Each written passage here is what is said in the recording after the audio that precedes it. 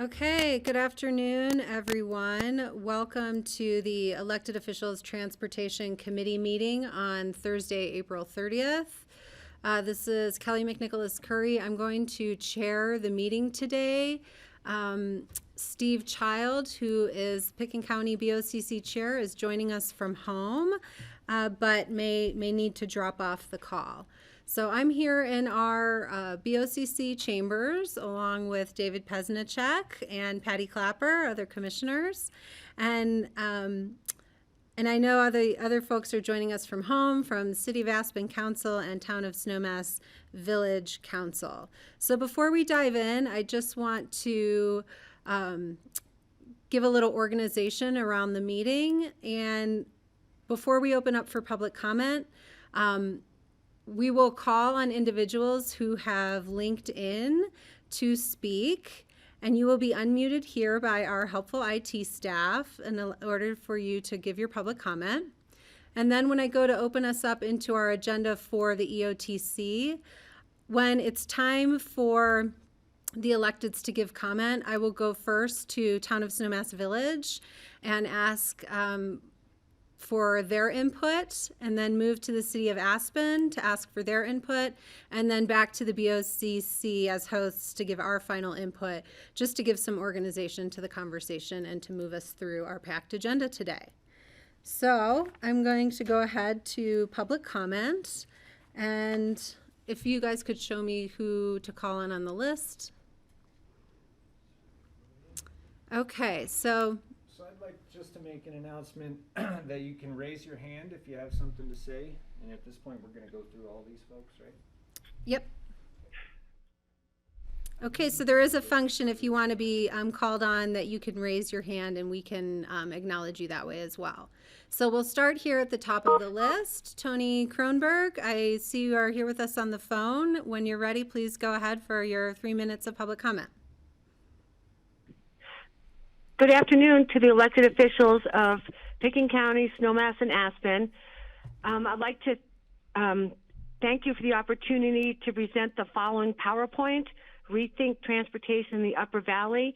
And it's my understanding that Dave Pesnicek is going to be clicking the slides, and I'll just be basically speaking about what the slides are about.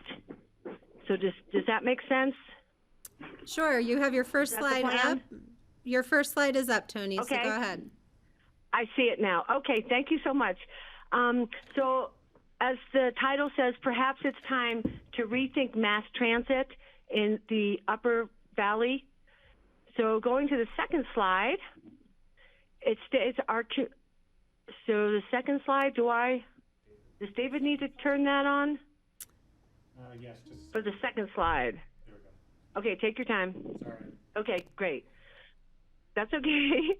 I just don't want to get too far ahead of you. So our community goals have always been to get cars off the road with mass transit, reduce greenhouse gases with mass transit. It's supposed to be economically sustainable, and one of our goals is to seamlessly connect guests, tourists, residents, and workers between Brush Creek Park and Ride with 4 ski areas and 2 resort communities. So the next slide, please. Then when COVID-19 struck, in an effort to help keep our communities healthy and to help slow spread of COVID-19, social distancing requirements of 6 feet became the new normal. Next slide, please. As you can see, this is a table here, and it has one of the impacts from the COVID-19 on the carrying capacity for our buses. Pre-COVID-19, this is really interesting, is 1 bus carrying capacity with no social distancing.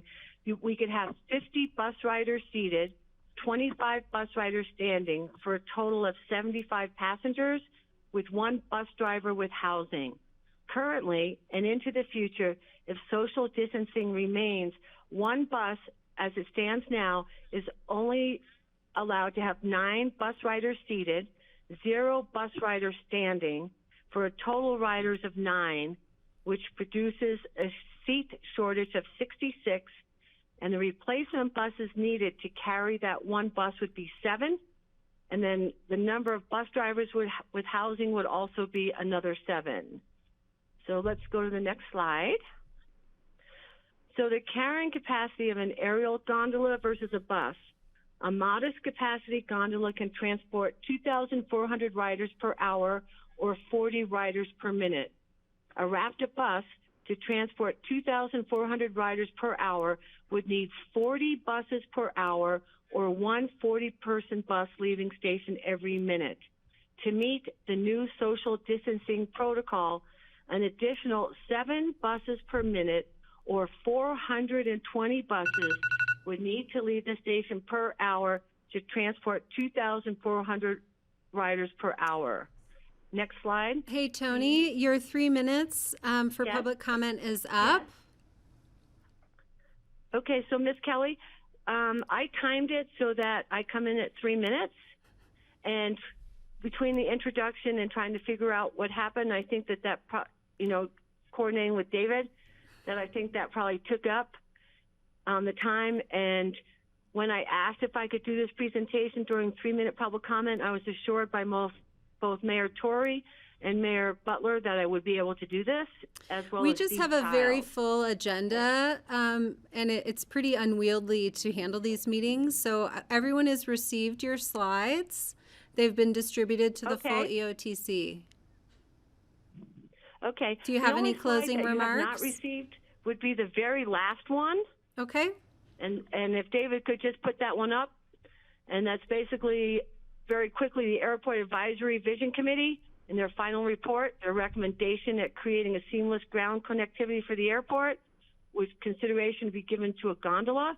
And I think you're all well aware that we're planning on at least 1,200 new residents directly in the entrance to Aspen's 20 minutes gridlock traffic at the airport, and that an aerial connection would solve the transportation for the workforce housing for the city, the fire department, CMC, and Burlingame Phase 3. So, Thank you so much for your time and because your input. So you're just gonna, that's it? Tony, we have to move the meeting along. All There are right. several other individuals for public comment. Thank you so much for your time. We do have your slides, and if you don't think anything is clear on those, please feel free to email us. Okay, so hopefully next time we can place this on the agenda. But thank you so much for your generosity, and I will speak with everyone soon. Take care. Stay safe, Tony. Next, we have, I think Lynn Rumbaugh was next in line for the phone.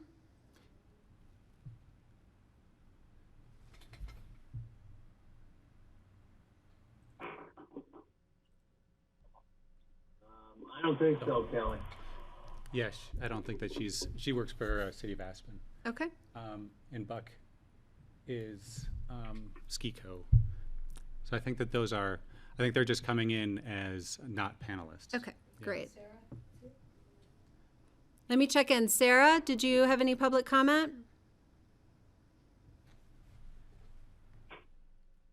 I have no comment, thank you. Okay, thank you very much. All right, let's go then to EOTC committee member updates.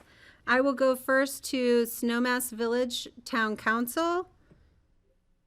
And if you'd like to raise your hand, it'll help us identify who would like to speak. And I'll go through individually. I'll check in first with Mayor Markey Butler. Do you have? I don't have any. Okay. And Tom Good, are you on the line? Tom is not joining us. Okay. Bill Madsen, any updates?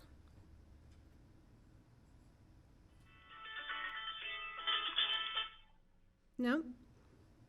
Alyssa? No? Okay. I see Alyssa saying no. Thank you. And how about Bob Circus? Nothing from me. Great. Thank you. I'll move to City of Aspen, Mayor Tory. No, nothing from myself. Okay. Ann Mullins? No, nothing from me. Okay. Thanks. Rachel Richards? Nope.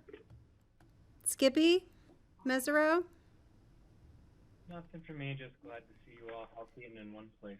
Thank you. And Ward Howenstein. Nothing for me, thank you. Okay. And I'll move to our BOCC. Steve, do you have any member updates? Nope. Okay. Greg Poshman? Hi, everyone. I just wanted to make a quick observation. Since the construction orders were relaxed last week, we're seeing an awful lot more highway traffic on Highway 82, as we could anticipate. In fact, it's kind of a shocking amount of traffic. And you realize it's all because they're not carpooling. It just shows it's a great thing to observe, to see what the traffic concentration would be like without carpooling, without RAFTA, without the various measures we've put into place over the years. It's just some feedback from the universe on what it means to have one individual per car lately. Noticeable difference lately. Thank you. Okay, George Newman? Yeah, a quick comment. And Greg and Marky and Ann were at RAPTA's special board meeting yesterday. Is it yesterday already? And RAPTA is looking at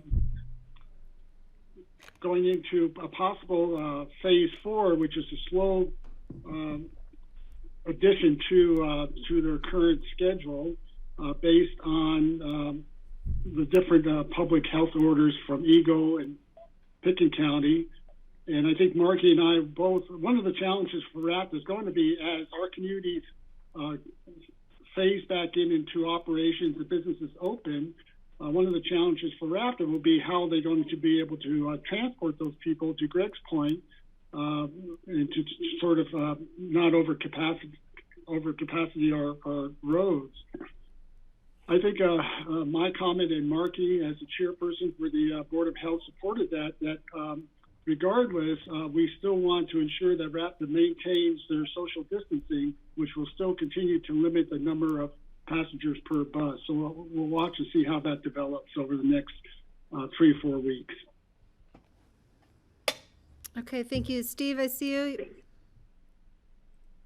Go ahead, I was just Steve. going to comment. I was going to comment. Kelly, if I could make comments. I'm sorry I'm not feeling better today. I'm burning up. When I've been into Aspen during this pandemic, there's very little traffic. It reminds me of what Aspen was like in the 1960s during the off season, with the town being pretty much dead, hardly any traffic going in and out. You could park anywhere in town without having to look for a parking place. It gives me time to kind of reflect on what it used to be like and sort of what our goals are for trying to reduce traffic in the city right now, and kind of gives us some perspective on what we could achieve if we develop the right system, not have a traffic jam going in and out of town every day. So just some food for thought for people. Thank you. Thank you. And Mayor Marky Butler, go ahead. Yes, I was going to comment on George's comment. One of the strategies that we put in place was more frequent bus service. So there was an article in today's paper. I haven't had a chance to read it, but it's like every half hour and more frequent use of BRT as well.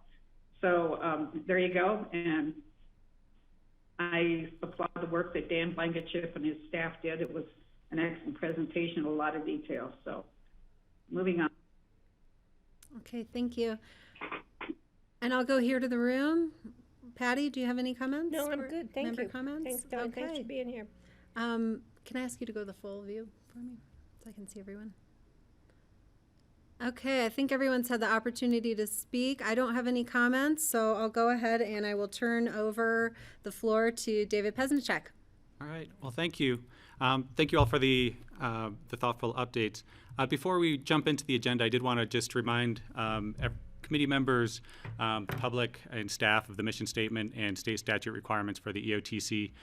The mission statement is to work collectively to reduce and or manage the volume of vehicles on the road system and continue to develop and support a comprehensive multimodal long-range strategy that will ensure a convenient and efficient transportation system for the Roaring Fork Valley. We're also required to follow state statute and voter requirements for the expenditure of EOTC funds, and that those funds must be utilized for financing, constructing, operating, and managing the mass transportation system within the Roaring Fork Valley. And then looking at the agenda coming up, we've been through 1 and 2 at this point, public comment and EOTC committee member updates. The EOTC committee member updates, this is a new addition to trying this out, give everybody an opportunity to present anything that's on their mind that's related to the EOTC. We do have 2 primary action items on the agenda this afternoon. One is related to Brush Creek Park and Ride 70% plans review, and we also have, also related to the Brush Creek Park and Ride, some near-term vision items. There are also a number of update items in the packet. There's, I think, 8 that are under Transportation Administrator updates, and there's also an update on the Town of Snowmass Village Transit Center. I don't know that we'll have time to do a presentation on those, but I'm hoping everybody had the opportunity to read through those.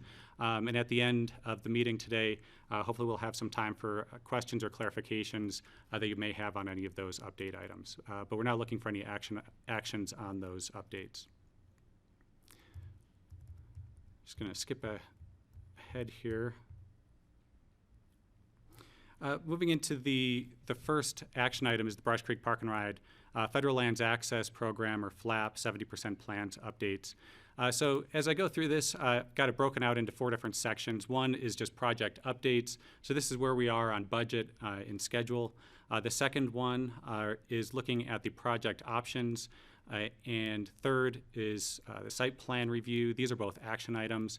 And then at the end, we'll come back to the 2 action items for discussion and decision. I will open it up for any questions or comments after updates before we get into the action items as well. But please keep track of any questions or comments that you might have as we go through, since it is more difficult to stop midway in the virtual format. So looking at the timeline of the project moving forward, as you may recall, last year in 2019, EOTC reviewed the concept and 30% plans. So a concept, we identified the location for the restroom facility, which was mid-station, termed mid-station, and then in June reviewed the 30% plans. Also in 2019, we had a public open house where the engineering team in Federal Highways was in town as well as local staff and presented to the public. We also had an online survey that had 80 responses, so that feedback played into the 30% and into the 70% plans. So now we are on schedule for a review of the 70% plans here today. Following hopefully an acceptance of the plans today, the next step is to move forward with a location and extent review through Pitkin County. So by state statute and Pitkin County Land Use Code, this project does need to go through a location and extent review with the Pitkin County Planning Commission. To stay on target with the Federal Highways Administration timeline, we will need to move to 95% plans no later than August and looking to be shovel ready by this fall. Looking at the construction schedule, you may recall that 30% plans were anticipated to move into construction in 2021. Following conversations with Federal Highways, it does look like we could be postponed to a construction season 2022. This is because the Federal Highways moves on a multi-year, multi-project basis. So projects that are ahead of us that do go beyond scope, budgetarily or otherwise, have the potential to bump our project back.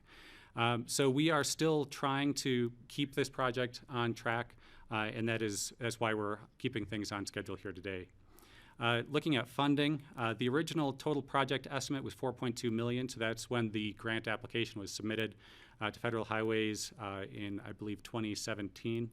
The original match, and this is as it stands today, is $2 million from the EOTC. and $2.2 million from Federal Highways Administration.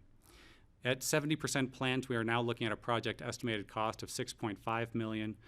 So that's about $2.3 million more than the original estimate that we were looking at last year.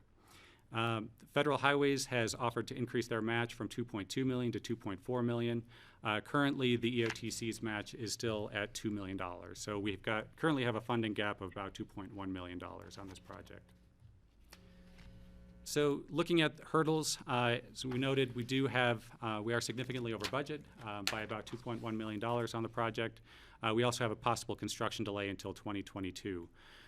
That said, we do have a few potential opportunities in front of us. One is potential COVID-19 stimulus funding. As you're probably all aware, Congress has not yet passed an infrastructure stimulus package, but there's significant talk about that coming in the next few months. And I understand from our representative at Federal Highways Administration, who I believe is on the phone here if you do have questions, that this project is in a prime spot for potential stimulus funding if it does become available. But the question marks now are, we don't know if it's coming and we don't know to what amount it may be coming through. But it is important that the project be shovel-ready on schedule, so that meaning this fall, in order to be competitive for that funding. As I think I said in all of the prep meetings, if we learned anything from 08 and 09 is that if you want an infrastructure project to be competitive for stimulus funding, it does need to be shovel-ready when that funding comes available, because their goal is to get that money on the ground and people working as quickly as possible. We also have possibility of using some CMAQ funding. So this is congestion mitigation and air quality. This is administered through CDOT. Pickens County and the city of Aspen have been receiving this funding since, my understanding is, the early 90s. It comes in the amount of about $200,000 a year and has historically alternated between the city of Aspen and Pickens County. The city and county transportation and public works staff have historically managed these funds through the years, and there has been some discussion, and as far as I know, as far as I understand, confirmation from CDOT that this funding can be used for additional paving at the Brush Creek lot. So this does present some opportunities. One is that CMAQ funding is federalized already, as is the FLAP funding coming through for the improvement. So a lot of the administrative burden that comes with CMAQ funding, we have to do anyway with the FLAP funding. So we're able to combine that administrative burden. Secondly, the timing works out generally with the FLAP project coming through and when this CMAQ money is available. One of the questions that we still have outstanding at this point is we're not sure whether this funding can backfill the projects. As I mentioned before, we've got a gap of about $2.1 million. It's not clear as to whether this funding can backfill that gap. It is clear that it can be used for additional paving in addition to the scope. So in light of the hurdles that we have in front of us, if all of the stars did align, we do actually have the potential to do some additional paving that we weren't expecting, in addition to the base paving, which includes paving of the currently recycled asphalt area. And this would happen if we do get stimulus funding. We are able to identify probably some additional local funding to fill that gap, and we can use the CMAQ funding for the additional paving.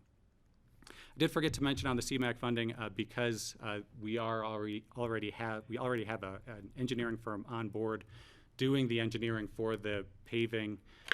We're able to tack this on to that work, so there is some scale opportunities in terms of that those engineering costs if we apply the CMAQ funding to this project. So this brings me to the staff goal at this point is to bring this project to shovel readiness by fall of 2020. And like I mentioned, that's for two reasons. First is to make the project competitive for potential COVID-19 stimulus funding, and to increase the chances for construction in 2021. So regardless of how everything else plays out, if we're not shovel-ready by this fall, then we're not going to be under construction by 2021. Any additional EOTC funding? At this point, you might have noticed in the packet that there is no request for additional EOTC funding at this time. That's because of the fluidity of the stimulus funding and the EOTC revenues at this point with the COVID-19 downturn, as well as changes in collection of sales and use taxes. So we are able to review that again in October, which is the standard or the typical time that the EOTC reviews budget. This also allows the committee members to consider any additional funding for the FLAP project improvements, along with other requests and demands, and we'll have additional information at that time, and be needing to make the next year projections for revenue based on the state law changes and COVID-19 impacts. So at this point, I'd like to stop for some questions before I get into the options and reviewing the site plan. So going through those details. Okay, and I'll go again first to Town of Snowmass Village. If I can see any of, yep, Bob, I see Bob waving your hand. Go ahead, please, Bob. Bob Circus, Councilman. Yes. David, what will it take to determine if the CMAQ funding can be used to backfill this gap? It's essentially an administrative ask of CDOT, and we haven't received that answer yet. So what's... We have asked the question? We have asked the question, we just haven't received that answer yet, yep. Okay, thank you. Any other questions from Snowmass? No? Okay, I'll move on to City of Aspen. Any questions? Can you just give me a wave? Sure, I'll start. David, I just wanted to revisit that funding shortfall. I see a couple of options there, but without the options that you put in front of us there, what are next steps? How do we get to shovel ready? How do we get to shovel ready knowing that we have a $2 million shortfall and moving forward from there? Mm-hmm. So the options that I'll go over here in a minute, as you might have noticed, there's no way that adds up to the $2.1 million shortfall, but it helps. And so that's what we're looking at now. We just met yesterday with Jacobs and Federal Highways Administration for our external review. We're working on that end to try to reduce costs wherever we can in the project without losing the base scope. So we're trying to work at it at that end as well. We're potentially looking at needing to make adjustments to the base scope, which could mean removal of restrooms or something like that. Anything to that extent would need to come back to you for approval. So right now, we're moving in the direction of, we're hopeful that we'll be able to identify enough funding sources to keep everything in the base scope and keep it moving. But if anything in there changes, you need to review that again. So I'm hoping we don't have to come back to you with that request and that ask, and that we can get the numbers to match up. But we're working on the back end to get those as close as possible. Thank you very much. That's all from me, Kelly, if you want to check in with other council members. Thank you, Tori. Other council members from City of Aspen? No? Okay, Ann, Yeah, go ahead, please. Yeah, for some reason, I'm sorry, I can't digitally raise my hand, so I'm just waving. Thank you. Thank you, Dave, for making that so clear. And actually, I don't have any comment, I'm sorry, but I'm very much looking forward to talking through these options. Thank you for putting them together. Okay. Anyone else from City of Aspen? Seeing none, I'm going to move to BOCC on the line. George or Greg or Steve? No questions? Okay, and in the room? Good. Patty? David, I'll ask a question. Is this the appropriate time to just ask for more details about the CMAQ funding with regards to, what that fund serves, what it can serve, if other projects can access it, or if this really is the only project that would be able to apply those funds? No, this is the appropriate time to ask. And for that kind of background, I would actually ask Brian Pettit or John Kruger to step in, since they have been administering this, this grant funding for a very long time now. Okay, Brian, I can see you. Yeah. Do you want to go ahead? Yeah, sure. Can you hear me? Yes, thank you. Great. Yeah, so this goes back to the mid-90s, and basically it was back when we had a non-attainment area in Aspen, and we had an air quality issue.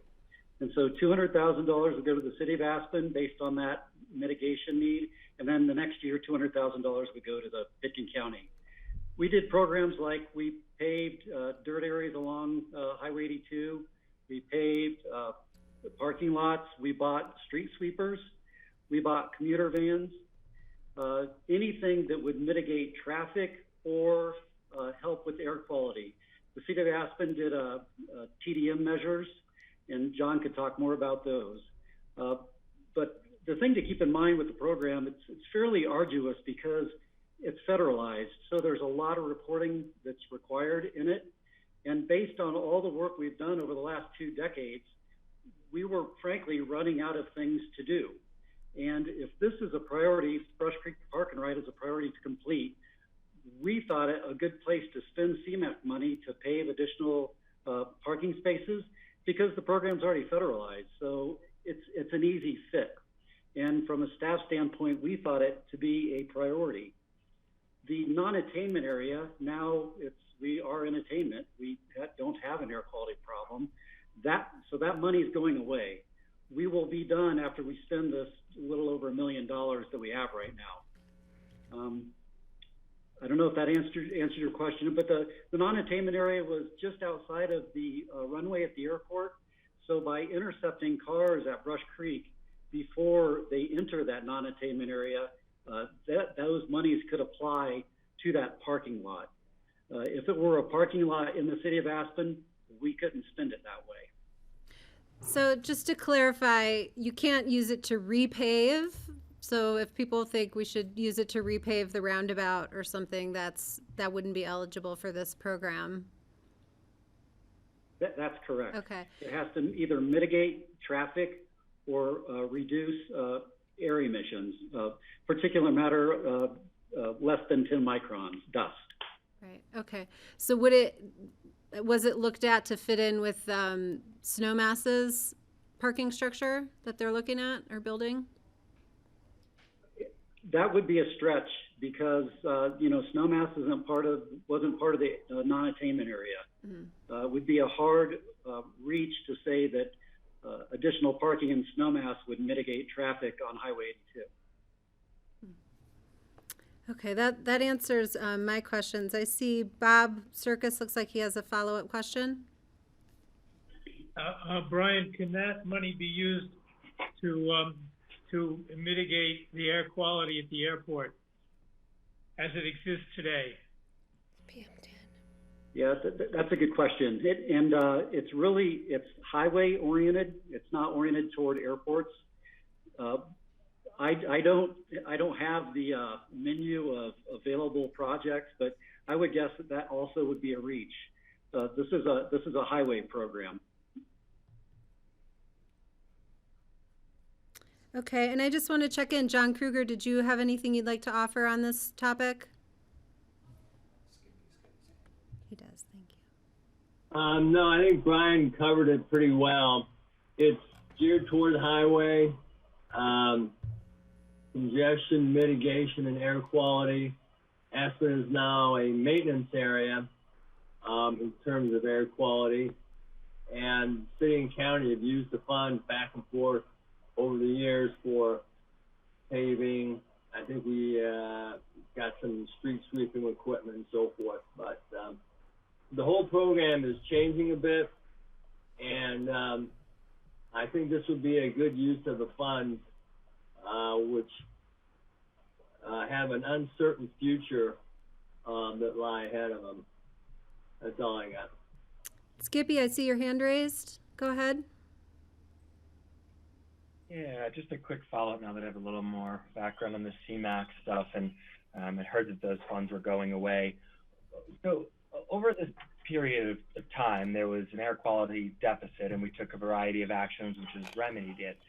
some of those actions are permanent, so paving, or not permanent, but relatively permanent paving, for example. But I'm wondering how many of those improvements require ongoing maintenance. You mentioned street sweeping, and how those are anticipated to be funded later, because I'm trying to understand what in this fund balance we may lose that will be necessary to maintain those improvements.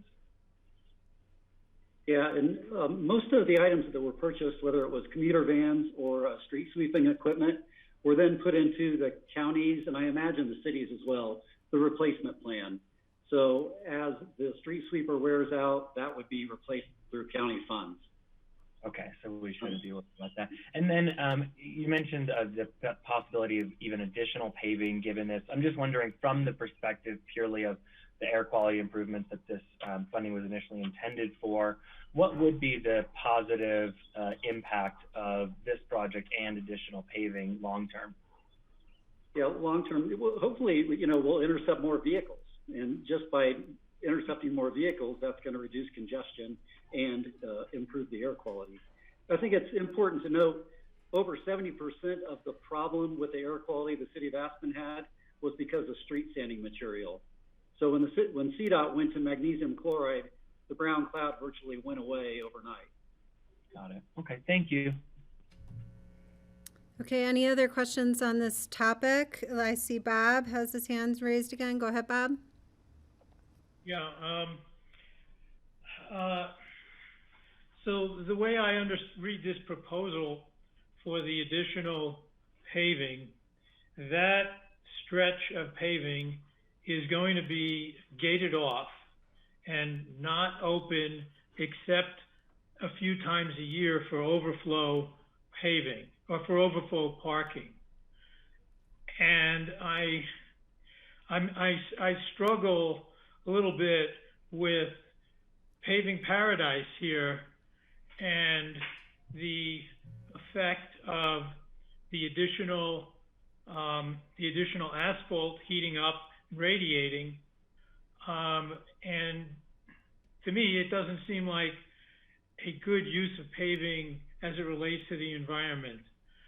So are there firm dates at which, or expiration dates for this money? When we say it's going away, what do we really mean? Yeah. So it's going away to the standpoint that we're not bringing in any more CMAQ money. What we have is what we're going to get. CDOT and the federal government would like to see a plan for this expenditure. They'd like to see the money spent in short order. To put a time frame on that, Bob, I can't. But we need to spend it as soon as possible. I will say I believe that a lot of the paving that would be contemplated with the CMAQ money would be accessible with all the time, not just gated off. So that was the anticipation anyway. Okay, well, Brian, that's not how it appears in the drawing and in the information in the packet. So if that kind of needs to get clarified if we're two groups are on different pages on that. I think David has a response to your question too. Yeah, Bob, I'll be going through the currently anticipated plans for that area if we're able to fund it here at the next section. So we can talk about the operations of that area here in a few minutes. And Rachel, I see you have a question. Go ahead, please.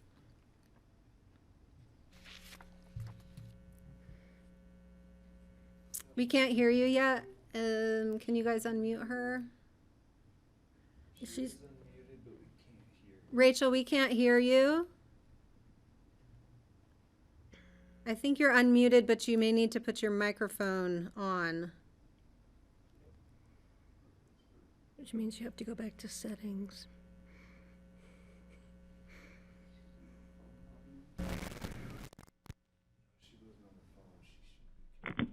Okay, can you hear me now? Yes, we can. Thanks. Go ahead. Okay, great. Yeah, I'm coming through a speakerphone separate from the computer they have me set up with. A couple of things. One is that we've started talking about the costs before we started talking about the design a little bit, and I think that as we get further into the memo, there's discussion about potential future uses and other uses and decisions that we will have to make, and direction to David of whether to pursue opportunities like further car storage there, or additional parking for the airport, which is already reaching capacity at times. People come down to park and then can't actually park at the airport and scramble to try to make their plane and leave their car somewhere else. So I do think we will be needing the additional parking places, and over time, maybe not this summer, but I'm not concerned about that the same way. I think there's a lot of discussion about future uses, and we've seen it getting pretty close to capacity with what we have now. The other is back to the CMAQ grants.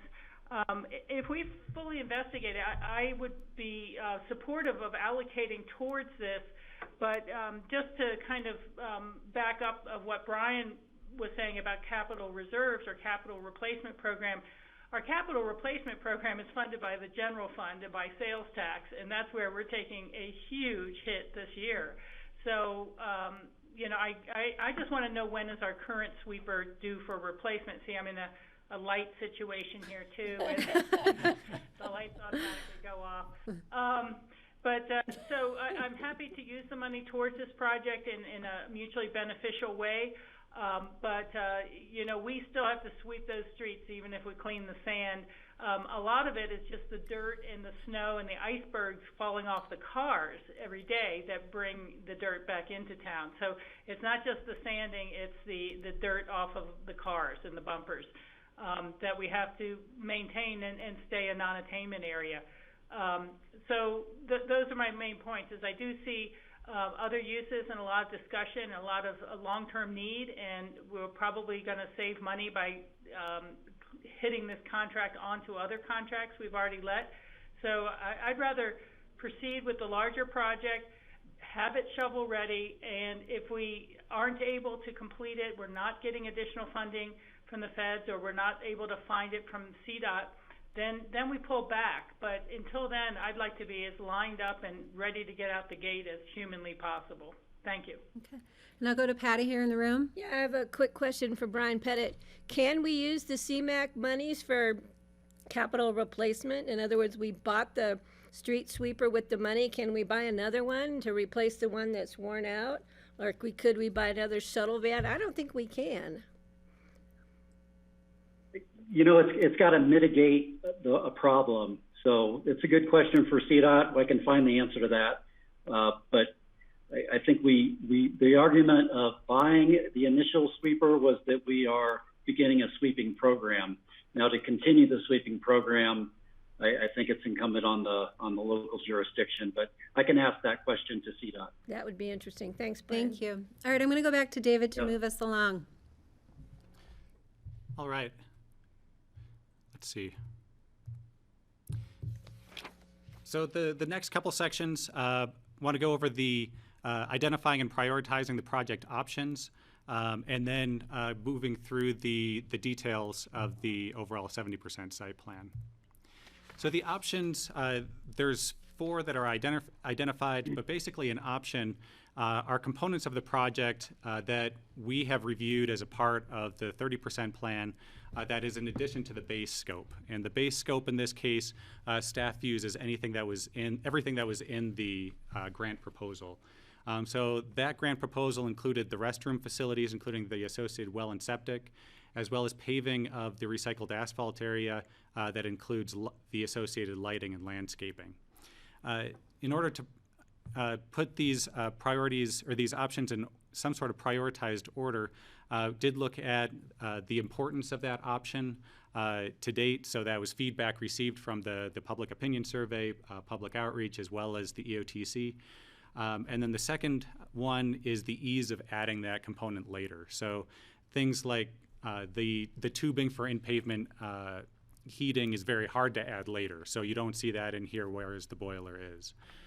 So the Staff recommendations, like I said, we have 4. The first one is the restroom and parking area cameras. It kept coming up that security was of very high importance. And security includes the camera facilities as well as lighting, and then number 2 here is call boxes. In the call yesterday with the engineering team, was able to get a cost estimate for the cameras. And those are coming in about $55,000 to $100,000 depending on the system. So there's a lot of fluctuation from what I understand in terms of the quality of that equipment. The second one are the call boxes. Those don't represent as large of a cost, but are, again, a piece or a component that was added on that's in addition to the base scope that could pretty easily be added in later.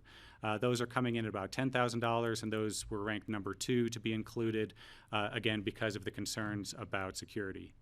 And then number 3 is the in-pavement snowmelt boiler. That is about $20,000. And this was number 3 because while we could have some increased cost shoveling snow, we don't necessarily have the immediate security concerns. And then number 4 is solar panels. This was primarily number 4 because there are significant local grants available for this. And because of those grants, in some ways it's an easier project to administer separately if you have to than some of these others. So that's why that one was number 4. Oh, I couldn't see my top of my screen there. Sorry about that. Got some things flashing on my screen. So take questions on the options here after going through the site plan, but I would like to run through the site plan here at this point. So the 70% site plan that's within your packet is actually substantially similar, or very similar to the 30% plan that you reviewed last June. And it does include feedback from the 30% review as well as the public and survey comments received. The one major change is the addition of the extended parking area, as we discussed, that could be made possible because of the CMAQ funding. I would add that the area to be paved is the maximum extent possible. So this isn't the site plan to say, yes, we would pave this exact amount, but that we wouldn't pave any more than that. So what I asked of the engineering team was to provide us a site plan that showed the maximum extent possible, with the understanding that bids could come in more expensive. We might be able to use the money to backfill other parts of the project. We might need it for those other parts of the project. So while we might be able to pave a portion of it, we might not be able to do the full thing. But I wanted to let you see the full site plan and receive acceptance of that full site plan if that is acceptable to you. So this next slide, this is the 30% plan that you saw last June. I'm not going to go through this, but I wanted you to know that it's on the screen in case we do need to reference back to it. And then this is moving into the 70% plan. Where I'd like to start is on the north and south lots. I think I can get a cursor. Is that in remote control? I think it's a pointer. Yeah, it should be under. Just give us a minute. We're trying to figure out some technology here. Spotlight. Oh, now I'm drawing.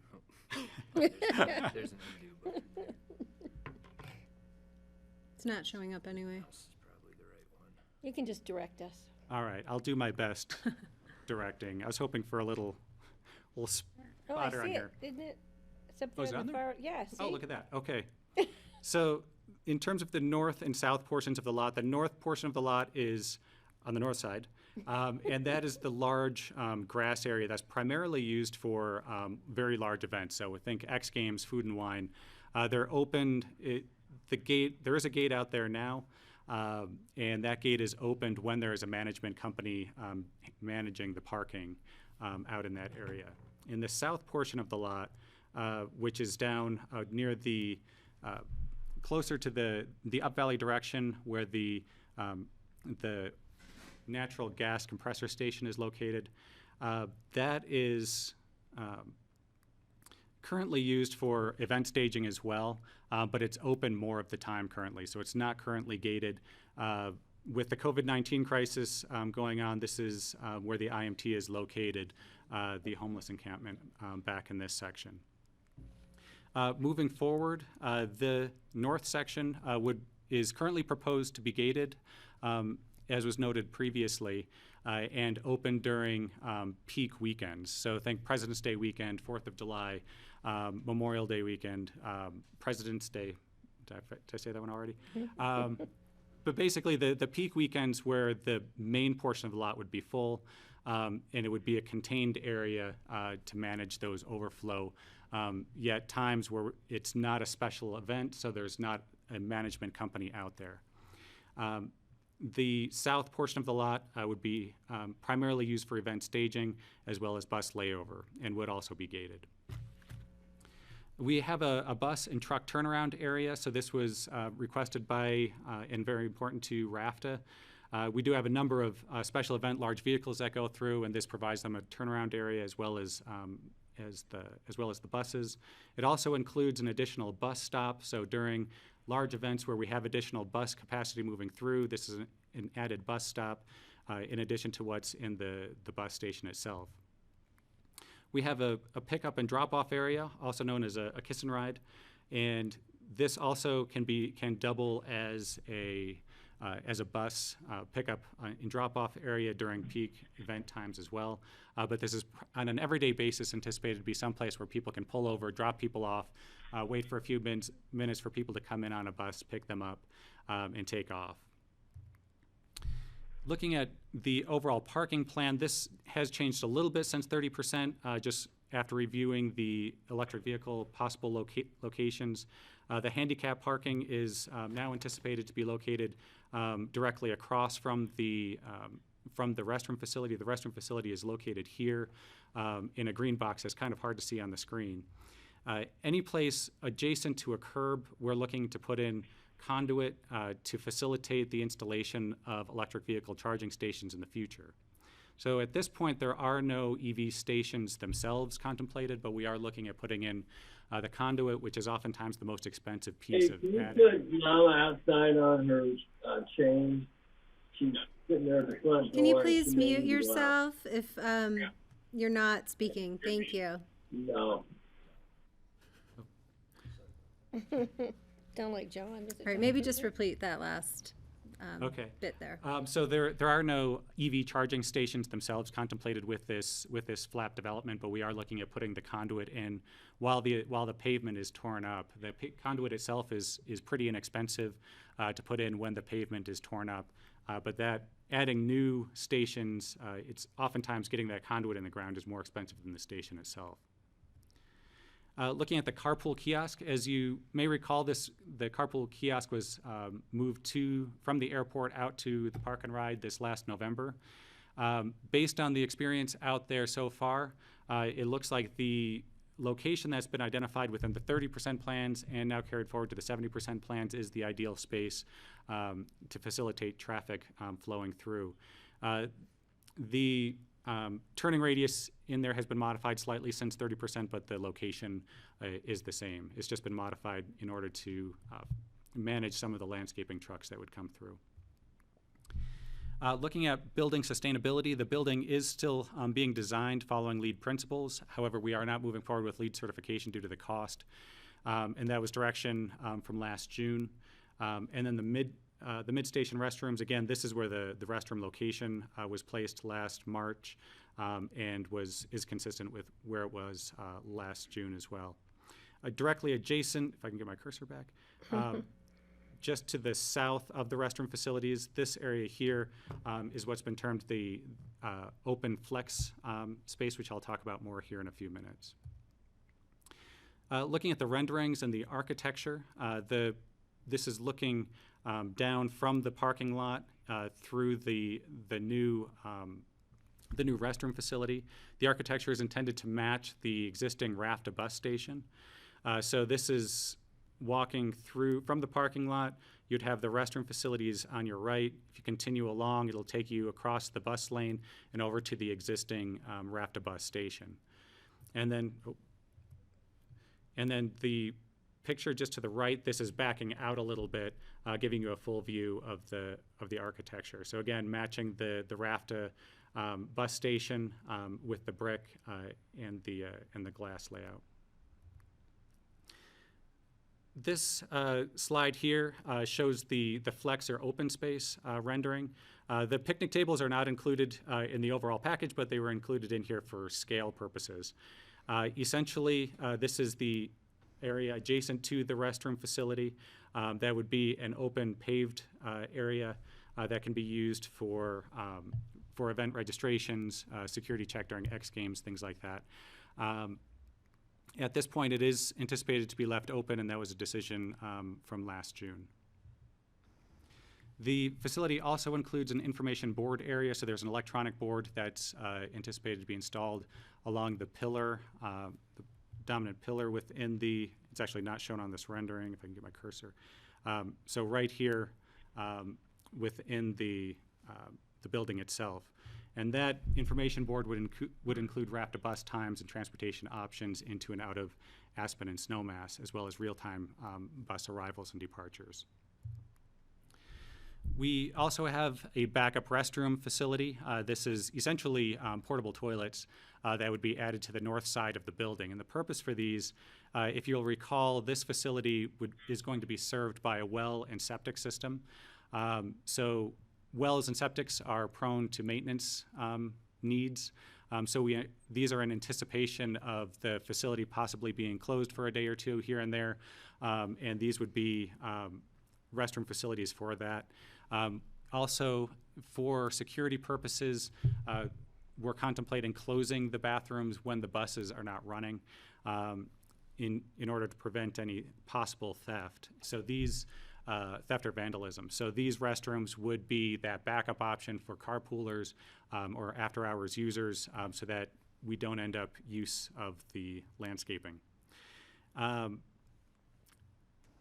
They can also double during fairly low-scale events that wouldn't necessarily bring in their other portable toilets. So large-scale events such as X Games, Food and Wine, these facilities, the permanent facilities would need to be closed because we could easily overflow the septic system.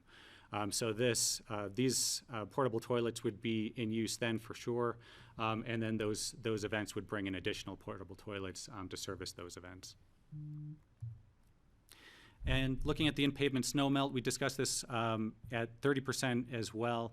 We are looking at installing all of the tubing in the pavement, moving around, and we'll talk about this more later as well, but the flex area is anticipated to be designed to accept a building later on if we desire to put one on. So the tubing would be placed around a possible building footprint. And then the boiler itself is anticipated to be an option, so we would have the tubing in the ground. The only added cost to get that going would be the boiler if we decided to do so and had the funding to do so. And moving on to solar, at 30% review, we didn't have calculations on what it would take to make the facility net zero in terms of electrical use. Based on calculations so far, it appears that the rooftop solar array can make the facility net zero in terms of electric use. So we didn't move further into looking at any ground-mounted facilities at this time because we were able to meet that net zero with only rooftop. Again, this is the solar is anticipated to be an option at this point because it could easily be added later. And looking at egress relocation, if you're familiar with the site, there is an egress currently that comes out into the bus loop. So this egress is only used during events because we can't have vehicles coming out into the bus loop on a normal basis without traffic control. Otherwise, we get conflicts with the buses. So this is anticipated to change that alignment and bring it out past the bus loop and possibly keeping this egress open all the time. So that would allow an egress for those going down valley to avoid the light and would also reduce congestion and intensity at the light itself. And looking at discussed this a little bit, the EV charging conduit. This just shows where we are looking at installing the conduit. It basically goes through all of the curb line and all of the islands. The only island that isn't looking at getting it is the center one here. That is because those islands currently exist and are looking to remain in place so that we can retain that tree cover as visual visual mitigation for those up at Brush Creek looking down, so that we have that mature tree cover right off the bat. And then moving on to security and lighting, we discussed cameras and call boxes a little bit as being options. Lighting kept coming up as one of the most important issues with this facility, both in terms of neighboring impact and in terms of security. So I feel as though we've landed in a good place in terms of the proposal, so we're not necessarily looking for specific feedback on lighting at this time, but if you do have any comments later, please feel free to let us know. Basically, we're looking at LED, so energy efficient, warm light, so it's not going to be the typical purple, harsher LED light that is out there currently and that you see sometimes. So looking at the 3,000 Kelvin range, if you're familiar with your lighting scale. The lights would also be dimmable and on motion sensors. So they would dim down to 5, 10, 20%. We can adjust those and then come back up when they sense motion, and then stay there for a certain period of time before coming back down. So by doing so, we're not only conserving energy, but we're also limiting impact on adjacent property owners, say in the back portion of the lot during low times when there's no activity back there. The lights themselves would also, within the parking area, would be lower, so they're currently about 20 feet tall. This would bring them down to 15 feet high. That is also consistent with the Pickens County regulations for those lights within parking areas.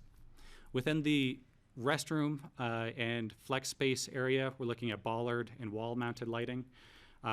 Those would also have the ability to be dimmable and would be LED as well. All of the lighting, as is consistent with Pickens County regulations, would need to be dark sky compliant.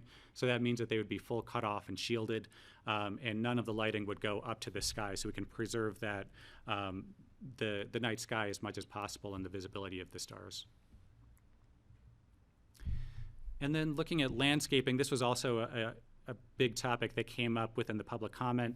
One of the main items that was discussed was this back section and the impacts of lights and vehicles for those who live across the river.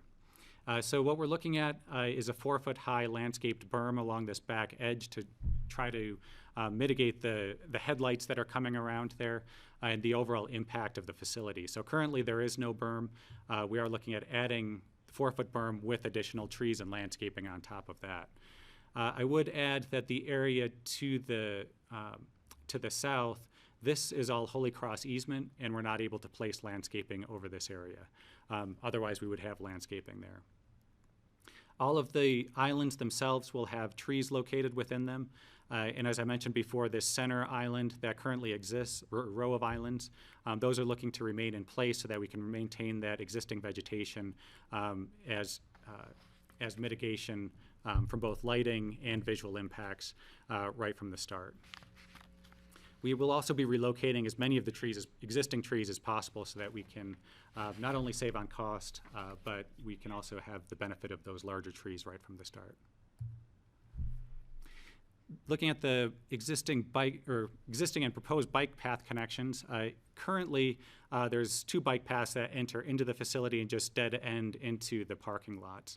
What we're looking to do here is extend the parking or the bike path through the facility to make it an intuitive and separated path from traffic. So this is intended to both aid in the connection of transit and bike and vehicles. So the people can come in and park and easily get onto the bike path. With restroom facilities, we'd have the flex space as a rest area, and we'd have the bus station here to help facilitate all of those interactions.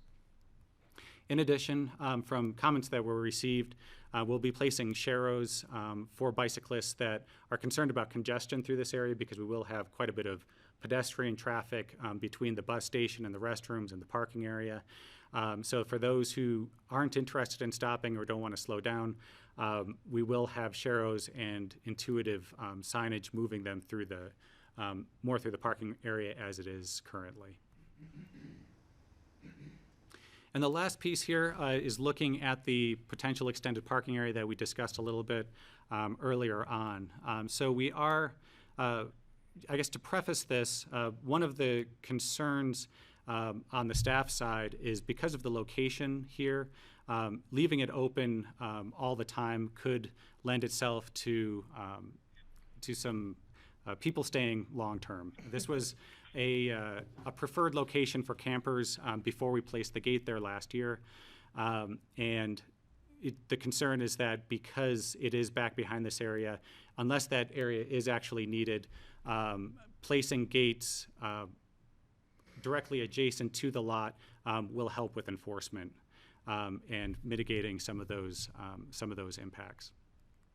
So we are looking at having gates currently from what is currently the recycled asphalt area, and a couple gates on the back side so that during managed events, these two gates can be opened up and the full extent of this parking area and all of the grass area can be utilized, say, during X Games and Food and Wine.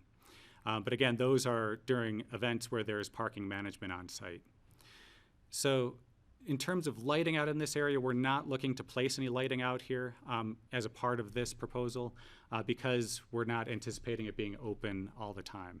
But we are looking at installing conduit out in this area so that if we do start using it full time, we can more inexpensively add that lighting. The landscaping, so we do understand that adding parking out here would add to the impacts for those who live across the river. So any extension of parking out in this area would be accompanied by a commensurate extension of landscaping to mitigate or help mitigate the impacts from that parking, if that makes sense. So if we're only able to build out to here, let's say, then we would continue the berm and landscaping out from this area out to the extent of the parking. And that brings us to the final slide for decisions. So like I mentioned, we're looking for two overall decisions. One is acceptance of the flat project options, and the staff recommendation, again, is for 4 options that are in addition to the base scope that do include the restroom and parking area cameras, the call boxes, and the in-pavement snow melt boiler, as well as the solar panels. So this would allow staff to make calls that are consistent with the committee desires in terms of what should be included first to try to keep the overall base project moving forward as best as we can. I think it's important to remember that the EOTC isn't currently scheduled to meet again until October, and that meeting is typically all scheduled with budget items. So in order to go back and review these again would require a special meeting. And then looking at the acceptance of the overall site plan, we are looking for acceptance of the overall 70% site plan that includes the base area as well as the expanded parking area, again, in hopes that we can get the finances to work to extend that parking area out. And then moving forward, we're looking for authorization for staff to continue utilizing this site plan and the other guidance received to continue engineering to 95 and 100% plans so that we can continue or keep this on schedule to be shovel ready by this fall. And with that, I'll open up to questions. Okay, so I will acknowledge I've seen 2 hands raised from City of Aspen. I will call you in order after Snowmass Village has a chance to weigh in.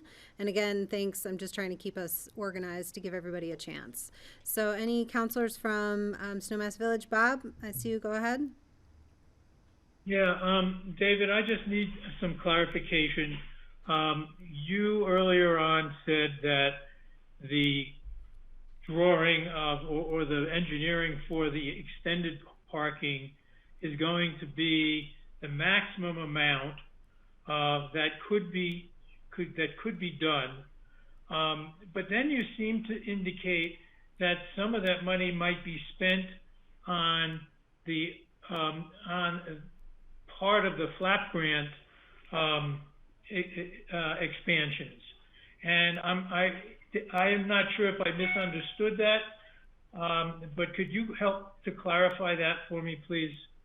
Yeah, absolutely. So the optimal situation, I think, right now is we get some stimulus money to help backfill the base project itself. That would leave a little over $1 million from the CMAQ to do the expanded parking area. So that, in that case, we would not be utilizing any of the CMAQ money to backfill the base scope flat project. If we do get authorization from CDOT to be able to use CMAQ money to backfill the base scope, and we're still short on funds for that base scope, it might be optimal to apply some of that CMAQ money to get the base project done, because that's the primary piece that we want to get accomplished. Okay, I understand that. And I guess my other question is, relative to the overall 70% site plan, if that is approved with the expanded parking, then what that does is it provides the engineering for that expanded parking, but it doesn't necessarily, it doesn't approve the actual construction of the expanded parking? Well, we need to continue to work with the numbers for both engineering and construction of the expanded parking. So that's something that we're still working through. The numbers are still fluid, as you know. So the full extent of the engineering and construction is dependent on the amount of funding that we can identify. Well, I guess I'm trying to break the engineering away from the actual construction, because at this point we don't really know if we can use that CMAQ, or what we can use that CMAQ money for. Could we use it to backfill the flap grant? My position really would be that I would not be in favor of doing any additional paving beyond what we've included in the flap grant. I think that it would look like we've more than doubled the size of what we have, and to pave additional and let it essentially sit there and bake in the sun for most of the year doesn't seem like a good idea to me. I certainly would be in favor of moving forward with the engineering to include the expanded parking. If that's what we have to do, to save some money. I mean, if that saves some money, because the engineering is now on the two projects. So that's why I'm really asking the question, and I recognize that we may not have the answer till October or somewhere in that area whenever we hear from CDOT on the applicability of using the CMAQ money for the flap grant project. I would add just a point of clarification. I don't know if it's clarification, but additional information. In terms of usage of the lot, there was some information provided in your packet in terms of average weekday usage. And we're currently at about 175 to 200 vehicles in the lot, which is about the paved portion of the lot on a given average winter day. We are easily exceeding the capacity between the paved portion and the asphalt portion on peak weekends. Not even more so on almost every weekend, actually, at this point. And as we move forward, trying to contain the parking to prevent unauthorized camping or other uses in the side lots that could become more constrained. So this is looking at an option for us to open up that doesn't include opening up an entire dirt lot, if that makes sense. Okay, I'm going to go on Markey. Yes. Bob, this is where I'll disagree with you. I'm all for paving that part of the lot. Having used RAFTA to go to Glenwood Springs and back every day for about 10 years, I have found that that lot gets pretty darn full on certain days. And on weekends, we've got more, I think we need to recognize we've got a lot of housing development going on, and we don't want all the cars coming up Brush Creek, and we don't want all the cars going into Aspen. We need to use that, that Brush Creek park and ride to get people out of their cars and get on the buses to come either to Snowmass or up to Aspen to ski. So I think we've got to think long-term, not short-term. And I'm all about if we have the money and we can do it, let's do it. Okay, and I just want to also make sure, because we have only a few more minutes on this, but of course we'll continue to discuss it because we need to. But can you also please provide any thoughts about the options that David needs us to decide? So he presented the 4 options for cost savings and needs our input on that as well. So Snowmass Village, you still have the opportunity to comment and weigh in. I'm going to look to Alyssa or Bill if you have anything. Bill, go ahead. You're on mute, or we can't hear you. I'm in favor of adding to the paving as well, but I'm also in favor of going back to CDOT to express our interest in having a commercial operation out there so that we can continue to encourage people to stop there, and the more excuses we can provide to have them stop and get on the bus, the better. In addition, I think having, if it's a food truck or something along those lines at the lot, it also adds a level of security, which I think we're going to be lacking based on our budget. Okay, and I know we'll have more conversation about those topics in the near-term vision item. Alyssa, do you have anything?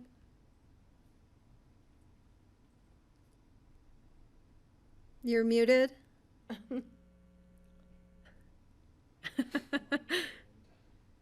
We can't hear you. No? All right. Try and fiddle with your microphone, and I'll check in with you before we're done. Okay, I'm going to move on to City of Aspen, and I have an order of hands. So Mayor Tory, yours went up first. Please go ahead. Thanks very much. And I don't know how you want to handle A and B here under staff recommendations. If you want us to do it as a board or individually, but I'll tell you my take right now. And this is for Dave Pesnichek. Dave, forgive me if I've asked you this before. Forgive me if I've forgotten this answer. But we talk about the solar panels as the 4th option. And in your presentation just a second ago, you talked about solar panels on the roof being enough for a net zero as far as electricity usage goes out there at the park and ride. Are these the same solar panels you're saying is option number 4, are the same ones on the roof, or are the ones on the roof already incorporated? No, those solar panels are the same. So if they aren't able to be constructed, I'm not saying that it's less important. I'm saying that we could easily do it after the restroom is built and we can go get those panels installed. But we do have the capacity. I appreciate that. Okay, great. So I'm going to support the options, except what I would say, my support would be actually for the solar panels to be option number 1. Because if you're telling me that there's some actual funding that can help with that, and that the utilization of those solar panels can be the electricity for other items such as call boxes, restroom cameras, lighting, and snow melt, then I would support the solar panels as being option number 1. That's my first input. Second, you talked about the architecture and design elements of the buildings that are going there to be in accordance with existing RAFTA bus stations. The one thing I would say about that is that if you're talking about materials, I appreciate that. But if you're talking about functionality, I think that we could do a lot better. My experiences for waiting for the bus are pleasant, except for really the waiting area that is there. So I don't know if I'm the only one, but I personally would like to see the design integrity of the buildings themselves be much above the level of the current bus stops. And then the third thing that I have here is a question for you about the charging conduit for electric vehicles. The depiction that you showed had a lot of very long runs, and I'm wondering about maybe different locations for those charging units, and if shorter runs for that conduit would not be a good idea or not.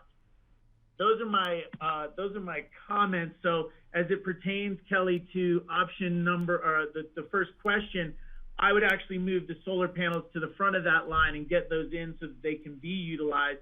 And then acceptance of the overall site planning, I'm a yes on that. But if you want to take our whole board's vote together, we can do it that way. Thank you. Okay.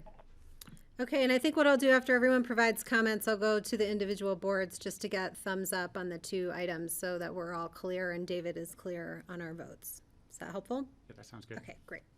Okay, so let me go ahead to Rachel. You had your hand up next, please.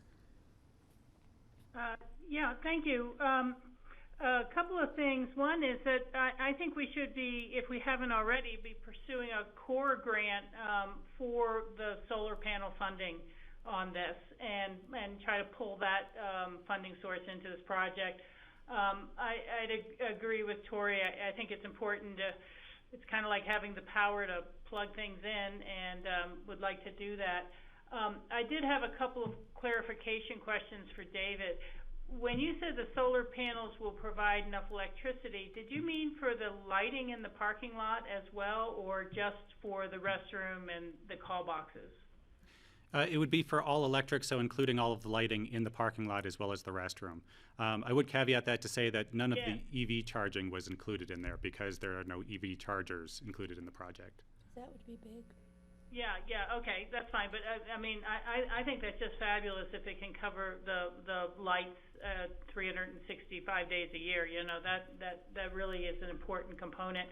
But again, had you applied for a core grant or anything with this project, or we just weren't far enough along to ask them? I have met with CORE. Basically, the project isn't far enough along to actually put in an application yet. So until we're about, I believe it was about 6 months out, is when they want the application. So we got a ways to go before we actually get to that point. Okay, well, hopefully that's something that'll come through, as Aspen and Pitkin are major supporters of the core program with our revenues there. The other kind of question I had was the dirt lot that may be paved. I am very much in agreement with Markey. I think the need is closer than we realize around the corner, and there's certainly days now. But when I looked at the design, I'm kind of wondering, are we constructing or including a walking path back towards the bus area? That extra area just seems like such a dog leg off to the side. Have we thought about the walking path or the direction back in? At this point, we haven't gotten into that level of design for that area. So it was more of a scoping exercise at this point to say how much pavement and islands could we get in for $1 million.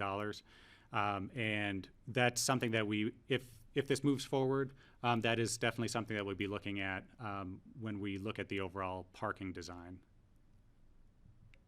Okay, yeah, because I just know the tendency of people to make their own trail, the shortest distance between 2 points, and I just see kind of a lot of people kind of potentially walking from those farthest parking spots at a diagonal right across, you know, what's kind of the retention area and some of the other things. So we really need to consider that. And then the two last things I'll say are, you know, I do like the idea of the long run on the conduit, Tori. I don't know when, but, you know, whether it's 10 years from now or 15, I think we're all going to be driving electric vehicles. And getting the conduit in while the pavement and the dirt is dug up is the time to do it. It's just really cheap. We've been putting in empty conduit for both the city and the county, I think, wherever we end up doing road work and digging ditches. So I think it's really a cost saver to do that, and hopefully we will have all electric cars in another 10 or 15 years. So I definitely am in favor of that. And then on the two items, I'm a thumbs up, yes, on both of those. Thank you. Thanks, Rachel. Ann, I'll go to you. You were next. Hi. You see, I found my digital hand. So these meetings are all continue to be a little bit challenging. So on the first item, the priority, thank you, Rachel and Tori, for bringing up kind of reordering those. I still think it's important to leave the first two as 1 and 2, the call boxes and the cameras, as we promote use of the parking lot, expand the size of the parking lot, expand the hours of RAF to service. Security is really important out there, and that's what those first two items are. But I'd certainly like to push the solar panels, switch that out for the snow melt boiler and have that the third. I think it's wonderful if we can get solar panels out there that can cover the electric needs, and also contingent on looking into a core grant for that. So that would be my suggestion on that you just switch out 3 and 4. I've got a couple of questions on the site plan, and I know you're probably not down to this detail, but with all, but questions are there. With all the tree planting, there are new irrigation systems that are underground that save up to 30% of the water needed. They also are very, they're appropriate for gray water. So if, as you do more detailed design, if you could look into that, that would be great. Okay. Do you know the homeless camp that's out there currently? Do you know what is any future plans? Will that be a seasonal camp, a permanent camp? Do you have any information about that, David? I don't have a whole lot. So that camp was instituted and is managed by the IMT. So that's not, it's not a project that, as the EOTC staff were heavily involved in. My understanding is that it would go away at the end of the stay-at-home order, and when other facilities open back up again, that those people can use. Yeah, keep in contact with them. There are some people that are thinking this actually could be a good permanent solution, seasonal permanent solution. So I just keep in contact with them. That might inform your design a bit. Were the EV stations, were they ever budgeted in the design? Have they been taken out, or we were never going to have EV stations in? No, the EV stations were never part of the grant application or the design. So the conduit is a piece where we could help future-proof it. There are some significant grants out there for EV chargers. So the anticipation on my end is, again, I think it's about 6 to 8 month lead time. When we're looking at completion of project, I can start applying for other grants to get those EV chargers in place. But with a conduit, that should be pretty easy to do. Yeah, and yeah, I think also the conduit should be extensive. That's the least expensive part of the whole EV setup, and if we can get that all in place, that's great. Did you say the building was going to be LEED certified or not? I'm sorry, I didn't understand when you got there. So it's we discussed this last June. So this was one of the decision items. So we decided not to go for LEED certification because of the expense of doing so. However, we are designing it and constructing it with LEED principles. So we're going through the same motions with LEED. We're just not going for the certification. Okay. And then the extended parking lot, the gates, is there fencing around that, or would the gates extend far enough so that you couldn't drive around them and get into the parking lot? So that extended parking area would be ringed in the same fashion, or contained in the same fashion as the rest of the parking area, with the large boulders. So we'd have a large boulder placed every, I think it's 2 to 4 feet, to prevent people from leaving that lot. Okay. Okay. Yeah, wasn't sure that was going to work. Okay. And last, for the paving, I also support paving that extended parking lot. Other than the current crisis, we've been working so hard to get people out of our cars and perhaps partner with the airport on some parking. And every improvement we've been talking about in the last several years, every transportation improvement has depended heavily on improvements to the Brush Creek Park and Ride. So I do support the extended paving out there. So those are my comments. And so I'm okay with the 70% plan, and I just have that one suggestion for project priority. Okay, thank you, Ann. All right, Ward, I'm going to go to you, please. Yeah, thank you. I think the advantage of being one of the last people to talk is everybody's already said what I want to say. I do think that if 56K is what it takes for solar to be net zero, I really think that's a no-brainer, and I would move that up. I don't know if we're really prioritizing or saying that because it's priority number one, that priority number 4 doesn't get done. But it seems like those options are so small in cost that all 4 of them should be incorporated.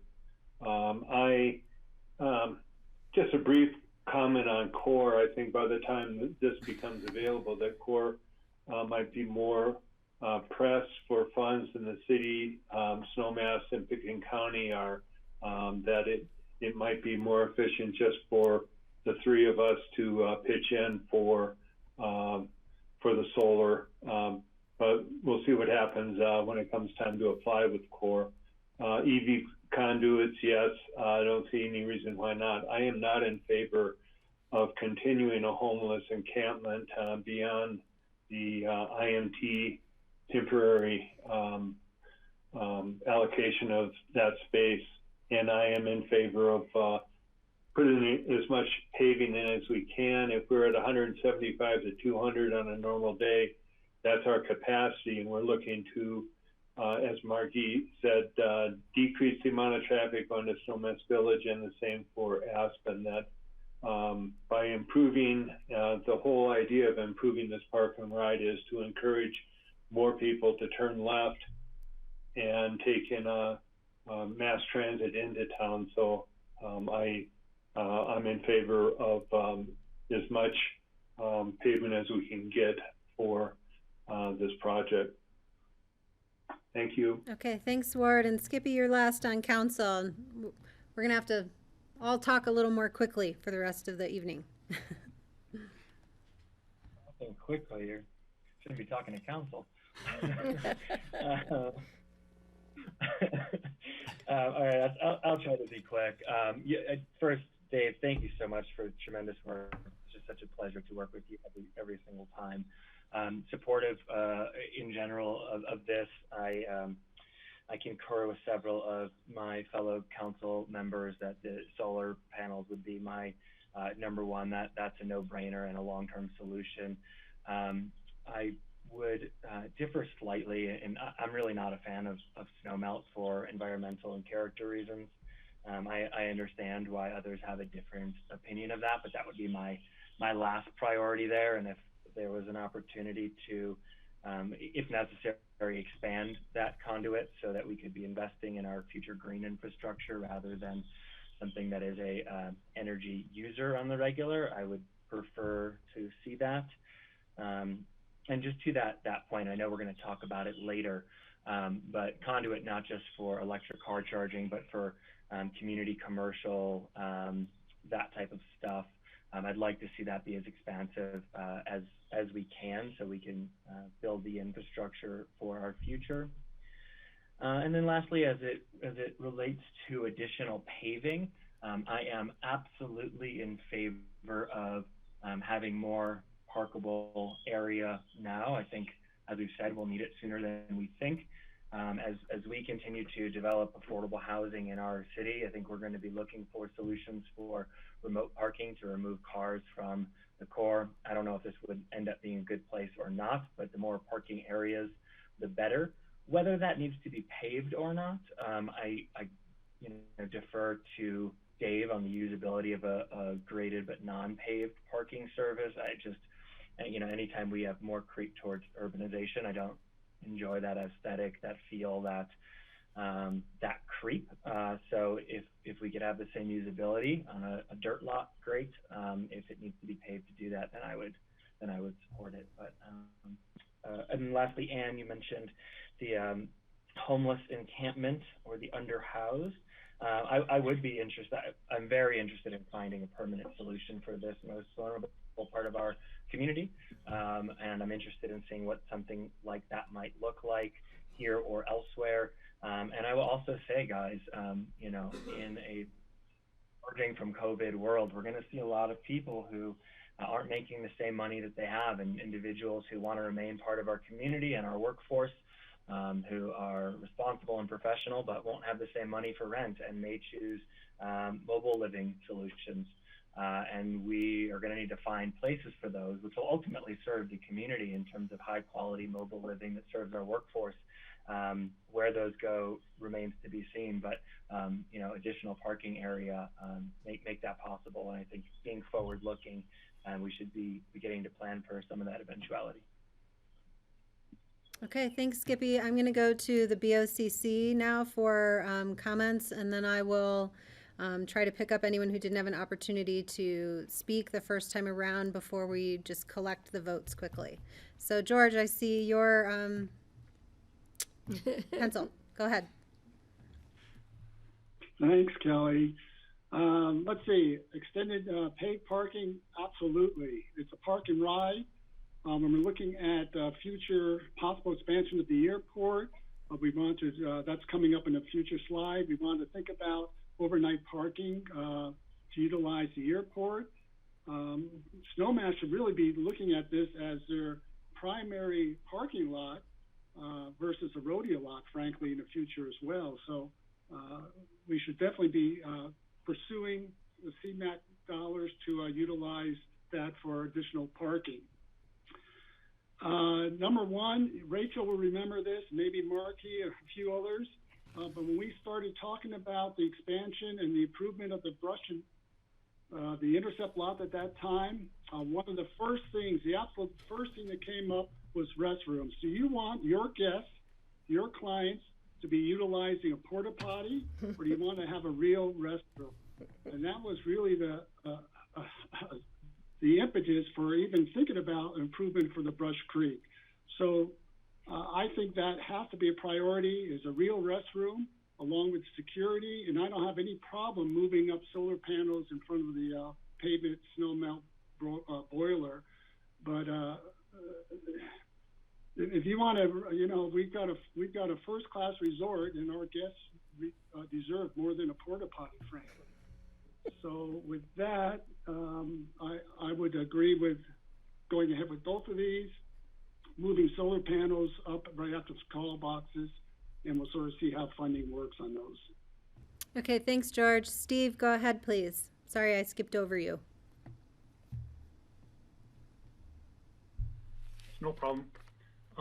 First of all, in terms of the homeless camp, one of the reasons the homeless camp was put there instead of Buttermilk was that was at the request of the homeless people themselves, some of whom were already living at the Brush Creek Park and Ride. That's their home.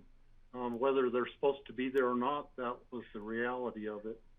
The homeless camp will be removed. The temporary one will be removed 2 days after the end of the stay-at-home rule. That's already been decided. It's not going to be a permanent thing at that location. We would like to find some permanent solution, but I don't think it's going to be there. In terms of Marky's, the thing that Marky brought up about the paving of the overflow parking lot, there have been times during just regular days when the first area is totally full, 100% full. The overflow part down on the recycled pavement has been almost full. The snow plowing hasn't been the best down there. And so even with just normal use, there are times we almost have already used up the 2 existing places. I totally would be in favor of going ahead and paving the overflow part. We want this to be so highly successful that not only do we need the Brush Creek Park and Ride, we're going to have to expand the park and rides all the way down the Roaring Fork Valley to accommodate people riding our transit system. I think some kind of a permeable paving thing might be considered for the overflow part. Perhaps the thing with where the grass comes up through the little cracks in it. So it kind of looks like it has some vegetation on it, but it's, really good for people not getting in the mud, a hard pavement that the cars don't get stuck or anything. The use of the restroom, there are going to be people on bicycles stopping to use the restrooms. We need to have some sort of a bike rack, I think, because we don't want them just leaning their bikes against every available surface. There might be people who actually are riding their bikes to the park and ride and then hopping on a bus to go into town or various things like that. So I think some sort of bicycle parking needs to be looked at. I don't know where the exact location might be, but somewhere near the restrooms, I think, for those who are running in to use the restroom and then getting back on their bike and going down the trail would be useful. Also, there will be a lot of cars, I anticipate, going in to use the restroom.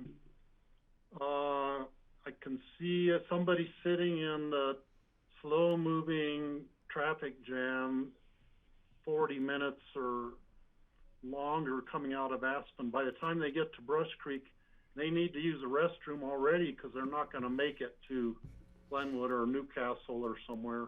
They're going to want to pull in there, use the restroom, they get back in their car and then continue on the way. So we might need some real short-term parking right by close to the restroom, like 5 or 10 minute parking just for people to run in and use the restroom. There might also be people going up alley in the morning who need to take their car into town. They need to use a restroom. They're going to run in and use it because they know they're going to end up being stuck in traffic going into Aspen and are not going to make it to their destination before using a restroom. So I'll leave my comments at that for now. Thank you. Okay, so let's go ahead and move on to the rest of commissioners. Greg? Okay, thank you. I just want to say I appreciate what everyone has said here, conversation. I do love the idea of a permeable surface for drainage out there.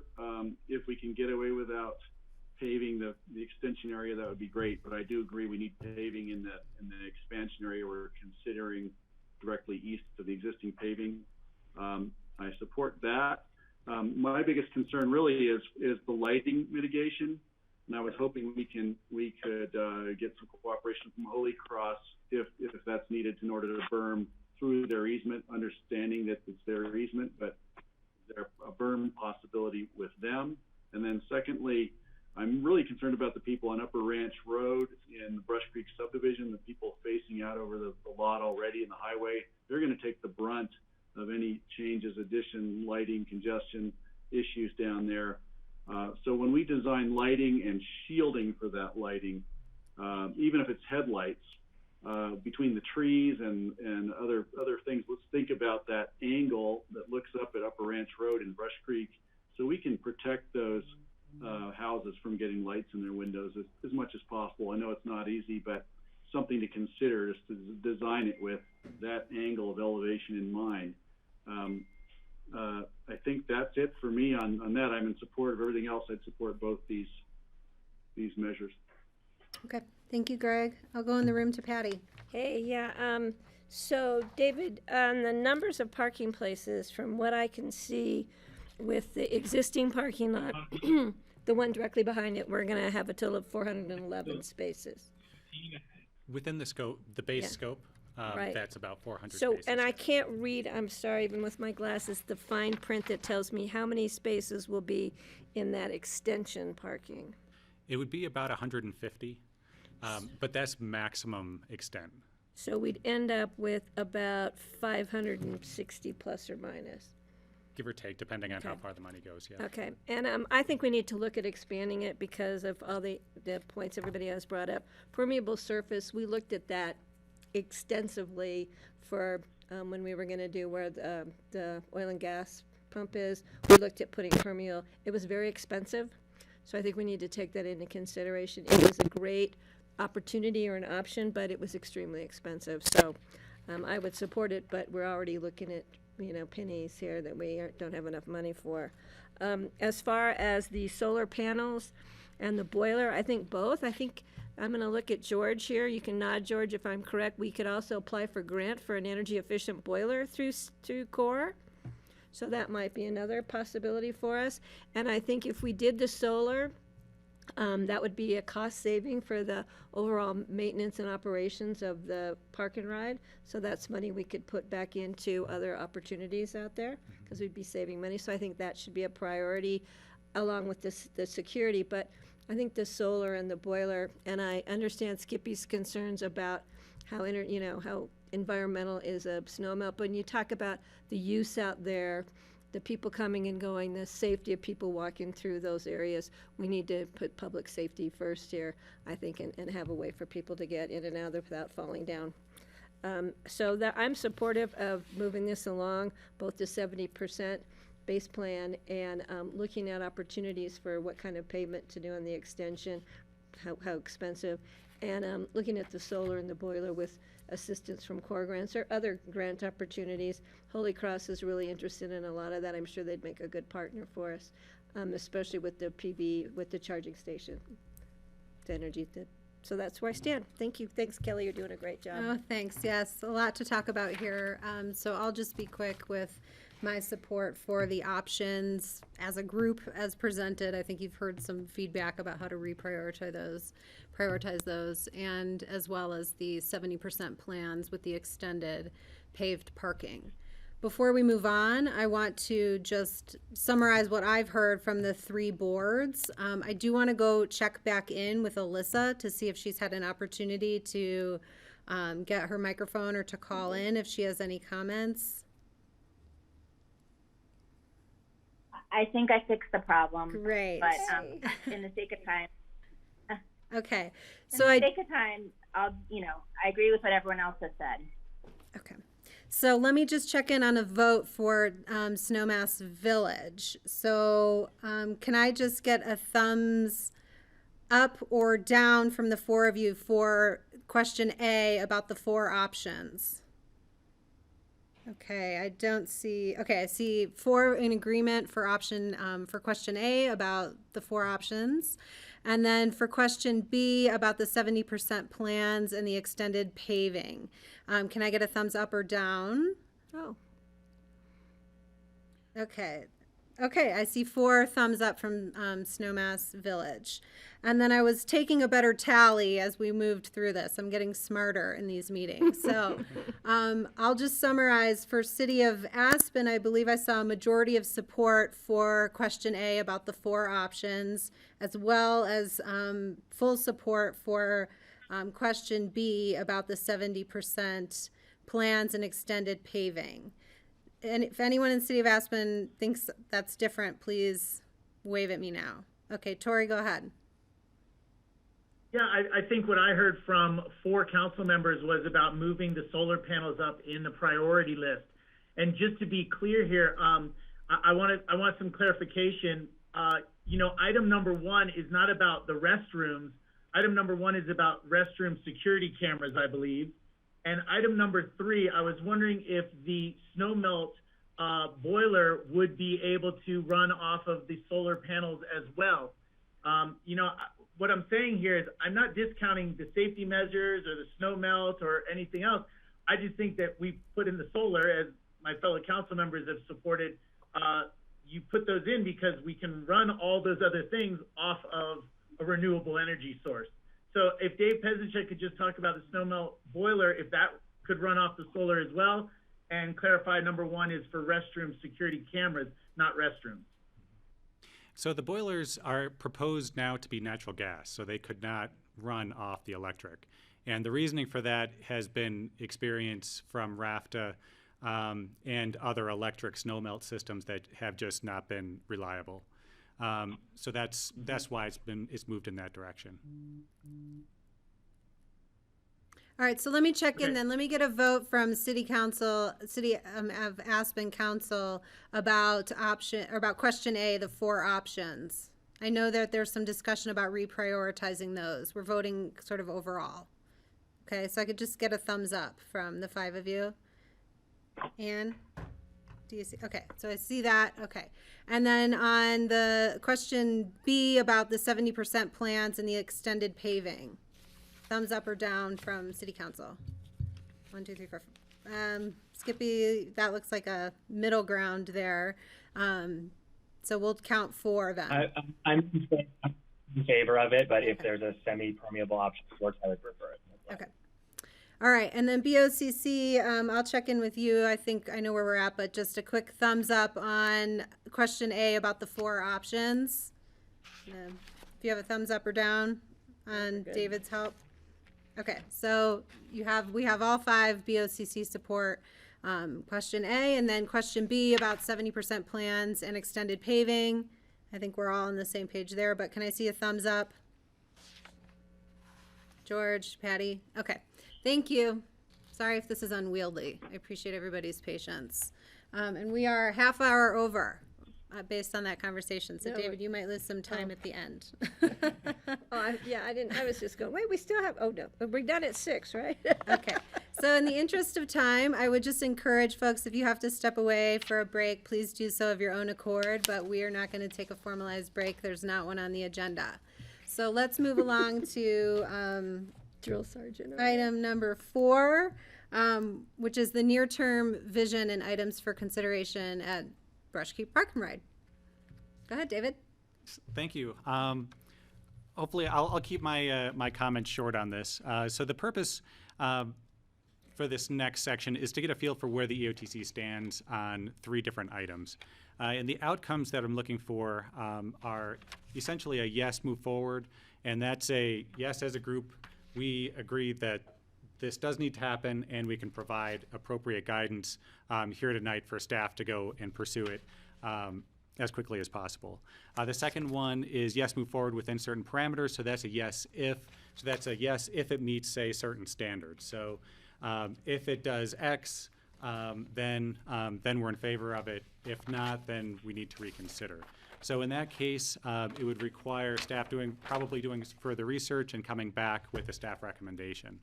And then the last outcome for each of these would be no, do not move forward. So that's, thanks for bringing it up, but we can move on with another conversation. And so the 3 topics that I've got listed here, one is long-term parking, the second is small-scale commercial, and the third is flex space or information booth. So what I'd like to do is provide a little bit of overview on each one individually and get feedback as we move through on them individually. So on long-term parking, generally, definitionally, long-term parking at Brush Creek is a vehicle parked in one space in excess of 24 hours. And the purpose of the park and ride, as defined in the 2005 intergovernmental agreement, is to provide parking and shuttle service for commuters, visitors, day skiers, special event attendees, and others traveling to this town of Snowmass Village, Pickens County, and or the city of Aspen. And the IGA itself also refers back to, or does have reference to long-term parking specifically. And it says that it does, in order to allow long-term parking, it does require unanimous approval of the EOTC and written authorization from CDOT. So if you'll recall, CDOT is the property owner. So we have a lease with CDOT that goes to RAFTA in the front part of the lot and Aspen in the back part of the lot. And then we have an IGA that governs maintenance and ongoing responsibilities.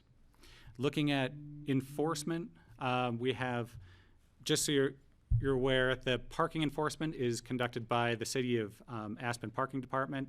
Any criminal activity is handled by the Pickens County Sheriff's Office or the Colorado State Patrol. As you're all aware, we do have pressures for long-term parking that have been ongoing, and since I've been on board, it feels like they're building. For long-term parking out at the lot. One is just from visitors. Maybe someone visiting wants to park there and take the bus up to Snowmass or Aspen, but doesn't want to deal with a car in town. Second one is backpackers. A lot of the backpacking lots during peak times are full, so they're looking for alternative places to park. We've got airport expansion and potentially increasing use out there. And so we've got pressure from the airport for those visitors and actually mostly residents to park elsewhere and then commute into the airport for their flights.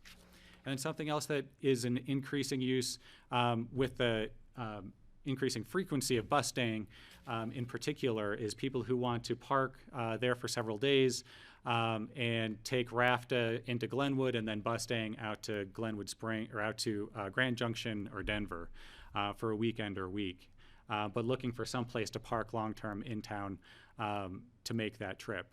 And then people carpooling and doing something similar. At the end of the day, in my experience with these, is that people tend to get ingrained in what people are actually using it for. But the impact is really the same whether someone is leaving their vehicle there to go to the airport or use bus staying or backpacking. So I'd encourage you to think about it in terms of the impact that's actually at the lot and the impact on adjacent property owners, and less so from the reason that those people are necessarily going there. We certainly have demands.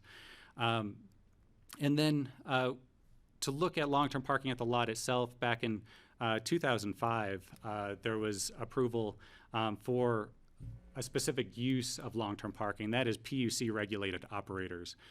So these operators historically have been snow limo or high mountain taxi. Currently, snow limo leases, I think, about a dozen spaces out at the lot to park their vehicles. And those, they do actually have leases for those spaces, and those leases and payments are managed by the City of Aspen Parking Department, and the revenues come back to the EOTC. The long-term parking impacts, again, the EOTC has an obligation to support fixed route transit. So these, this negative impact and positive impact are based on that perspective. So a negative impact of long-term parking is that someone parking for a week takes up a space for someone that is otherwise commuting. And if they're parked in a space that's close into transit, then that can decrease the convenience for those who are coming and going on a daily basis. Also, vehicles parked long-term, particularly in the wintertime, can become covered in snow. People start to feel uncomfortable when there's vehicles sitting for long periods of time. So it can decrease the comfort level for those commuters and day visitors. On the flip side, increasing the range of usage of the lot. So we're making it possible for people that might be going to the airport or using bus staying or just looking for some place to leave their vehicle and take buses into Snowmass or Aspen. So we're increasing ridership in that sense. So the way I look at this is if the EOTC would like to see long-term parking, that it's a balance of the negative impacts versus the positive impacts to transit. So again, looking for the direction of yes, looking to move forward or move forward within parameters, or no, we don't want long-term parking out there. And I do have a few considerations listed here for the conversation if the EOTC would like to see long-term parking move forward in some fashion. And first is, what is the appropriate maximum length of time? I think that we do need some degree of maximum length of time. Otherwise, it's very difficult to have any kind of enforcement. The second is to how to physically manage the vehicles at the lot. So do we allow them to park anywhere and we're just monitoring how long they're there, or do we want them in a certain area? Or do we want to limit the number of long-term parking out there? Do we only want so many vehicles, or do we want it to only occupy a certain space? And then lastly, number 3 is enforcement. So how do you enforce it? Enforcement. And I think that there's some ways, there's the traditional way of thinking about enforcement, that you go out there, they've been there too long, you give them a ticket. There's charging is actually can be viewed as a form of enforcement as well. So even a nominal fee can start to decrease how long people park out there and can support that enforcement. So I think there's different ways of getting at it, and I will leave it there to see where the committee is at with this. Okay, let me check in with Snowmass Village first, please. Can I get a hand wave? Kelly, can I ask one quick question? Sure. My question to Dave is, are you looking just whether we want to support long-term parking, or you want to have what's going to be a lengthy discussion about these other different criteria that will go for hours? My anticipation is we don't have time to lay something out. So my anticipation here tonight is, if the committee says, we just don't want it, then we can put this topic to bed. If there is a feeling that we want long-term parking, then I think that there's probably a number of standards that we would like it to meet, and I can come back to you with a staff recommendation. So what I would like, in that case, what I would like to get is a feeling for where are your thresholds at? Where are the breaking points if we are going to allow long-term parking, generally? So I would suggest then, as we check in with each of the different boards, that he gave us 3 options, essentially a thumbs up, a middle, or a thumbs down. And, if you're going to give a middle, which I imagine most people will, then provide the input that you'd like David to come back with. Is that fair? Just going to look. Marky has a middle. Okay. So let me go in and check in with Snowmass Village for questions and your reaction. Marky, go ahead, please. Yeah. In looking at the notion of long-term parking, I am somewhat supportive of looking at some criteria, perhaps for maximum length of time, probably no more than 7 days. And the reason why I'm saying that, a lot of our lodging properties here in Snowmass do not allow for a second car, and that would be people that own at Base Village. And then there are individuals who come up to visit someone, and there's no parking because of the way our parking system works. So I'm very much focused looking at consideration for long-term, but no more than a week. And I would suggest that we look at having a special place, and they have to have some type of permit. Okay, I'm done. Okay, thanks, Marky. Bob Circus, go ahead, please.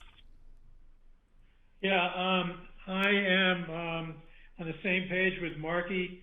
I think a week is appropriate. Oftentimes, lodges basically take rentals for a week. I think that there should be a separate space or separate area for long-term parking, and I think that frankly, I think there should be a fee, and that it should be enforced via a fee, and as that it goes through those 3 questions. Okay, thank you. Alyssa or Bill? Thank you. Bill, go ahead, please. I think. Oh. He's got his hand up faster. In favor of having long-term parking in the back gated area. Thanks, Bill. Alyssa? I agree with my other colleagues from Snowmass.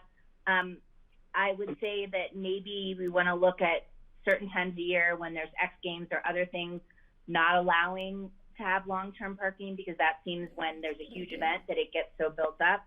Also, I would have questions, because we get this a lot in Snowmass, regarding camper vans that are self-contained. People don't need to use facilities. You know, how does that apply to them, or can they not be there? Good thought. Okay, we're amassing a list of questions for David. So let me go to City Council. I'm going to go in the order that I saw the hands go up. Rachel? Yeah, thank you. You know, I'd like to see a long-term parking explored, but for me, it simply has to be subordinate to the park and ride needs over time. We might have space for some now, and it'd be great to produce some revenue from it for that. But particularly when it comes to the negotiations with CDOT and getting their agreement and knowing their money came into it as a park and ride and not for additional hotel car storage parking. You know, we might be treading a real line with them on that. But if we're able to convince them it's about the revenues for the maintenance in the short term, perhaps they'll let us get away with that. I think we certainly have the same problem in Aspen. I'm not trying to point any fingers at Snowmass, but I think CDOT would ask, well, why don't you let those people all park in your rodeo lot? This was bought for park and ride. So I'm just thinking that David's going to have to be pretty diplomatic in how he approaches CDOT and how we go forward to get their support. So I agree with things like a time limit, perhaps not during the peak times, a permit, definitely something you hang in your window that you've paid for it, requirements to move it after a snowstorm, things like that, if we have it in the winter. But, you know, I mentioned this to our board when we did the preview of the packet. It's further down the pike, but there might be a day when the whole parking lot is a charged parking lot, and it's $1 a day to park there and ride the bus to Snowmass or Aspen for free.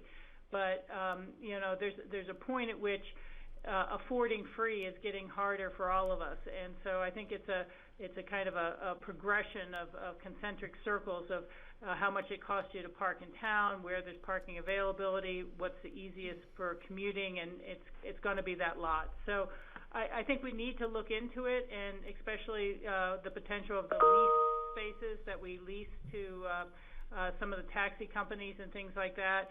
I think a lot of our rafting companies try to use that for overnight parking and then stage their work in the daytime. So we absolutely should investigate it, but I'm very nervous. I don't think it's going to be something to become an RV camp out there either. Thank you. Thanks, Rachel. Ann, you're next, please. Thank you. I would go with number 2, move forward, and I don't have any more suggestions. We've heard a lot, but I look forward to the parameters that David could come up with all the complicated needs and trying to accommodate a variety of people. And then lastly, as Rachel said, what is actually allowed out there. So I'll support number 2. Great, thank you. And Ward, please. Are we talking about thumbs up or for just long-term or for all three for flex space and small commercial? We just talking long-term at this point? Just long-term parking right now. Okay, with conditions, certainly we could have an hour or 2 discussion on this, so I support it with conditions and won't take up any more time than that. Okay, thank you. Okay, Skippy. Thank you. Yeah, I'm also in the number 2 boat. I am supportive of long parking generally. What that specifically looks like, I will be looking for more information from you, Dave. There's quite the spectrum of what long-term parking could look like, from 2 days for a visitor to a week to car storage to vehicles that are lived in shorter long-term. There's a big difference. So I would like to know sort of what those trade-offs are, and how we plan to work through that as hopefully the day parking needs increase as people get on public transit, because as Rachel said, I would prioritize that over anything long-term. But it looks like right now we could have some of both. So look for more info. Okay, thanks, Skippy. And Tori?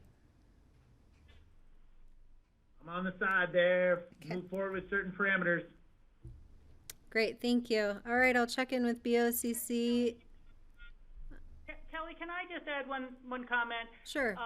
It's a little dated, but the record of decision on the entrance to Aspen, and if we were maintaining the goals of the number of cars coming over the Castle Creek Bridge and so on, given Valley growth, they were projecting we were going to need 3,000 parking spaces between Brush Creek and Aspen and the airport and Buttermilk. So let's just keep that in mind. That's the longer term need projections if our mass transit works as the Valley grows. Thank you.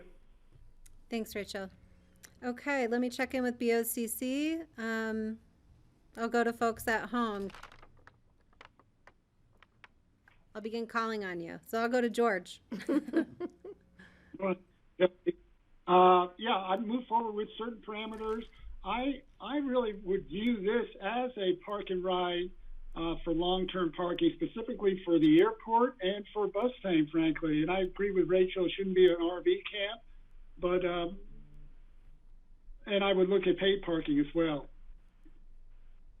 And I would look for a little more extension in 7 days for looking for locals to utilize parking there versus trying to find a parking place at the airport. Okay. All right, Greg, go ahead, please. I would, just to be brief, agree with George completely. He covered all my points. Thanks. Thank you. Steve? I would be in favor of the long-term parking. I think it should all be in the lower extended lot. It should be by permit only. They would get the permit either at the parking kiosk or somehow, however people get the parking permits for Buttermilk. They would pay maybe the same rate they do for long-term parking at Buttermilk lot. And if someone has a need for longer than 1 week, they would have to renew it. It's good for a week at a time if they have a valid reason for being there more than 1 week. And I would also put the snow limo and those in the same category, that put them down in the extended parking area, save the ones closer to the bus stop for the daily commuters. Thank you. Thank you, Steve. Okay, Patty. Okay, I definitely support long-term parking there. I just don't know if the city's parking app would work as a way to charge people, because the kiosk isn't open out there for extended periods of time. So maybe the city's parking app would work, and then since the city does enforcement, they could enforce it using their parking app, which might make great sense. Solve all your problems right there, Dave. Done. Okay, and I will concur what you've heard with everyone else. I don't have any new bright ideas to add to your list, David. Okay. But we're still thinking about new bright ideas. I wake up in the middle of the night, I'll send you one. Okay, so I'm going to give David a minute to finish his note-taking and then move us along to the next topic. So thank you. That was very helpful to know where you all stand. And I will start doing some research and come back to you with a plan for moving that forward. All right. The next one is small-scale commercial. So this one isn't as well defined as the long-term parking. So this has been, at least in my time here, has been discussed pretty significantly. But it's generally been discussed in terms of food trucks and farm stands, and so non-permanent small-scale commercial. And in the 2005 Brush Creek IGA, it does state that any commercial activity does require unanimous approval by the EOTC and written authorization from CDOT as the property owner. So those are two things that we would need to go through. The purpose of any small-scale commercial, similar to long-term parking, is again to encourage that transit and carpooling use of the lot. Previous efforts, as you're all aware, the City of Aspen did the SHIFT effort in 2018 and 2019 that did have a component in it for a proposed one-season experiment with food trucks and a restroom facility. That project was abandoned before execution, but we did get some good renderings out of it. So this, I included these. These came from Shift, just to show scale out at the lot. This does include the restroom facility. Obviously, we would hopefully have a restroom out there sooner than later, so we wouldn't need the trailer. But generally, looking to be about 2 to 3 vehicles. To date, there's a few things that have prevented small-scale commercial from occurring out at the lot. The primary one is that it's outside the Aspen urban growth boundary. And as a result of being outside the Aspen urban growth boundary, the 2003 Brush Creek Master Plan doesn't allow commercial within that area. In addition, the CDOT lease with the City of Aspen and RAFTA specifically does not allow commercial activity without CDOT approval. I don't see that as being a big hurdle, but it is a hurdle that we would need to clear nonetheless. So the steps to allowing small-scale commercial, if it is desired, is first direction from the EOTC. The second would be permitting the use within the Brush Creek Master Plan. And the third one would be obtaining authorization from CDOT. One point of process that's occurring now, it's my understanding that Pickens County Community Development is in the process of beginning a revision to the Brush Creek Master Plan. This is in the very infant stages, and these can take several years to develop out. So while we're at a good time to get feedback in, if there is a desire to allow some degree of commercial out at the facility, we wouldn't be able to get it in that plan and have anything going certainly by this year, which was a desire that I heard several times in the prep meetings was, hey, can we get a farm stand or maybe one food truck out there this year to try to help with the COVID-19 recession response. What I can provide to that extent is that the City of Aspen, leading up to the SHIFT project, was preparing to go through a location and extent process in order to allow commercial and the one season experiment. So a lot of that back end work has been done as a part of that effort. However, because the Brush Creek Master Plan does not currently contemplate commercial, and location and extent those review criteria are based on the master plan for that area. I'm not clear as to whether we would have staff or Pickens County Planning Commission support if we don't have support from the Brush Creek Master Plan. So I throw that out there as context, not necessarily as a game stopper, but to try to give a lay of the land. So again, the direction this time is the same as long-term parking. And then I've also provided a few questions to consider should you desire to or wish to pursue small-scale commercial out at the facility. The first is how should it be defined? And that can be anything from one food truck and one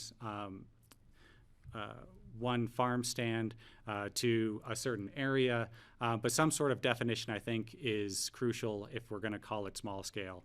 And I think the intent with this conversation isn't to discuss long-term, large-scale commercial out there, but really limited to a few, possibly food truck and farm stand. And then the second one is how could it be physically managed? So again, similar to long-term parking, if you put these in close, they might be, they're more desirable to people utilizing it, but they're also taking potentially parking spaces away. So there's a trade-off there. So placing them so that they're not taking up too much space and in a position that they complement the day and commuter parking and aren't detracting from it. And again, implementation. So with anything like this, anytime we're looking at limiting certain amounts of commercial, let's say on a publicly owned parcel, say if we say one farm stand and one food truck, how would we go about defining who would get that lease? I think there's a lot of devils in those details there. I don't expect that we would necessarily come up with an answer here tonight, but particularly with the feedback that I received as a part of the prep meetings, we would need to come to some sort of direction if we want to have anything implemented this year. And again, I wouldn't be able to say for certain that we would be able to get implementation this year, even if it is desired, because of the process with the location and extent. But I'm happy to pursue that if the committee would like me to. So I'll open it up from there. Okay. All right. We'll go through the same process, and I will go ahead and check in with, so thumbs up, thumb in the middle, thumb down. If you have a thumb in the middle, provide some questions you would like answered from staff before you would be willing to move forward. Snowmass Village, I'll go ahead and check in with you guys individually. Okay. So Bob, go ahead. What would you need to hear? So I think I'm generally in favor of small scale commercial. I think that it should be, it should not take up a lot of parking spaces, and I think of it as being in the area on the right-hand side of the park and ride as you drive in, which is now unpaved. And as far as parameters, in terms of numbers, to some extent, I just think supply and demand should be used to determine what the right number is. You know, maybe it's 1, maybe it's 5. You know, it all depends on what the demand is, and we don't know that until we actually try something. So those are my quick comments. Thank you. Great, thank you. The rest of, yep, Marky, go ahead. Yeah, thinking about a food truck, who would be buying stuff at a food truck? Primarily the rafter riders, and those, you know, you hop on the bus, you got a cup of coffee. So my thinking is to try to accommodate the riders using rafter. And second of is, I don't really want it to have 5, 10 food trucks, because I agree with Bob, supply and demand, but if we want a specific location and definition of that footprint, we don't want to give up too many parking places. So that's my input. Okay, Alyssa? I think this is a really interesting concept, and I know food trucks have taken off in a lot of cities and other areas. My questions would be, is it revolving food trucks, like different trucks on different days of the week, or are they stationary where they don't come and go, or maybe they switch out halfway through? I don't know. Is this only summer, winter, off-season, like timing of it? So those would be my questions. And I think some probably would do well, like a coffee food truck would probably do great, you know, with breakfast items and coffee stuff, but I don't know about other meal type things. So it would kind of be an experiment. Okay, and oh, Bill, great. I thought we lost you. Yeah, no, I'm in favor of a food truck. I think the flex space is the right place for it, and I think one is probably fine out there. Okay, I'll go ahead. I see some hands from City Council. Ann, I'll start with you. Yeah, I've always been a great fan of food trucks, the vitality they bring to a space, but I've had a hard time visualizing how you would incorporate food truck or multiple trucks in a space that's dedicated to park and ride. But that said, I look forward to hearing from Dave, hearing more detailed best practices, how it's worked in other spots. I think it's a really interesting conversation. So I would support the second bullet point. Great. Thank you. Okay, Skippy, please. Yeah, thanks. I'm 2 thumbs up on this for sure. I think this is a great idea. I think it will absolutely get more people out of their car, just from a user experience and onto public transit. It's also going to provide opportunity for new jobs and local business opportunity. So I think this is great. I would agree that insofar as it's possible to keep things off of parking spaces, maybe there's, you know, a small area with 1 or 2 small things, little kiosks towards the center, but to use the perimeter or even a row if we wanted to have more so that people could get their food and then continue walking without taking up spaces. I think that would be preferred. And then the last comment I would just make is on the farm stalls, while I hear you, Dave, about some of the complexities around the process, I would love to us to fast track this year and start talking to our local ag producers in this valley and Paonia, et cetera, because right now, at a time when our food security is more important than ever, and we need to be growing food to give to populations in need, all of those organizations and producers are thinking about scaling back production because they're scared there won't be a farmer's market or other options. This lot is a great opportunity to very physically distance, set up farm stalls. They can be distanced around the perimeter. They don't need to be near one another. People can come from all over to buy ag, and they're going to need some answers about that sooner than later. And the actual setting up of the farm stall takes one person 20 minutes. I understand it's the bureaucratic side, but I think we owe them a push on this. Okay, thanks, Skippy. Tori, please go ahead.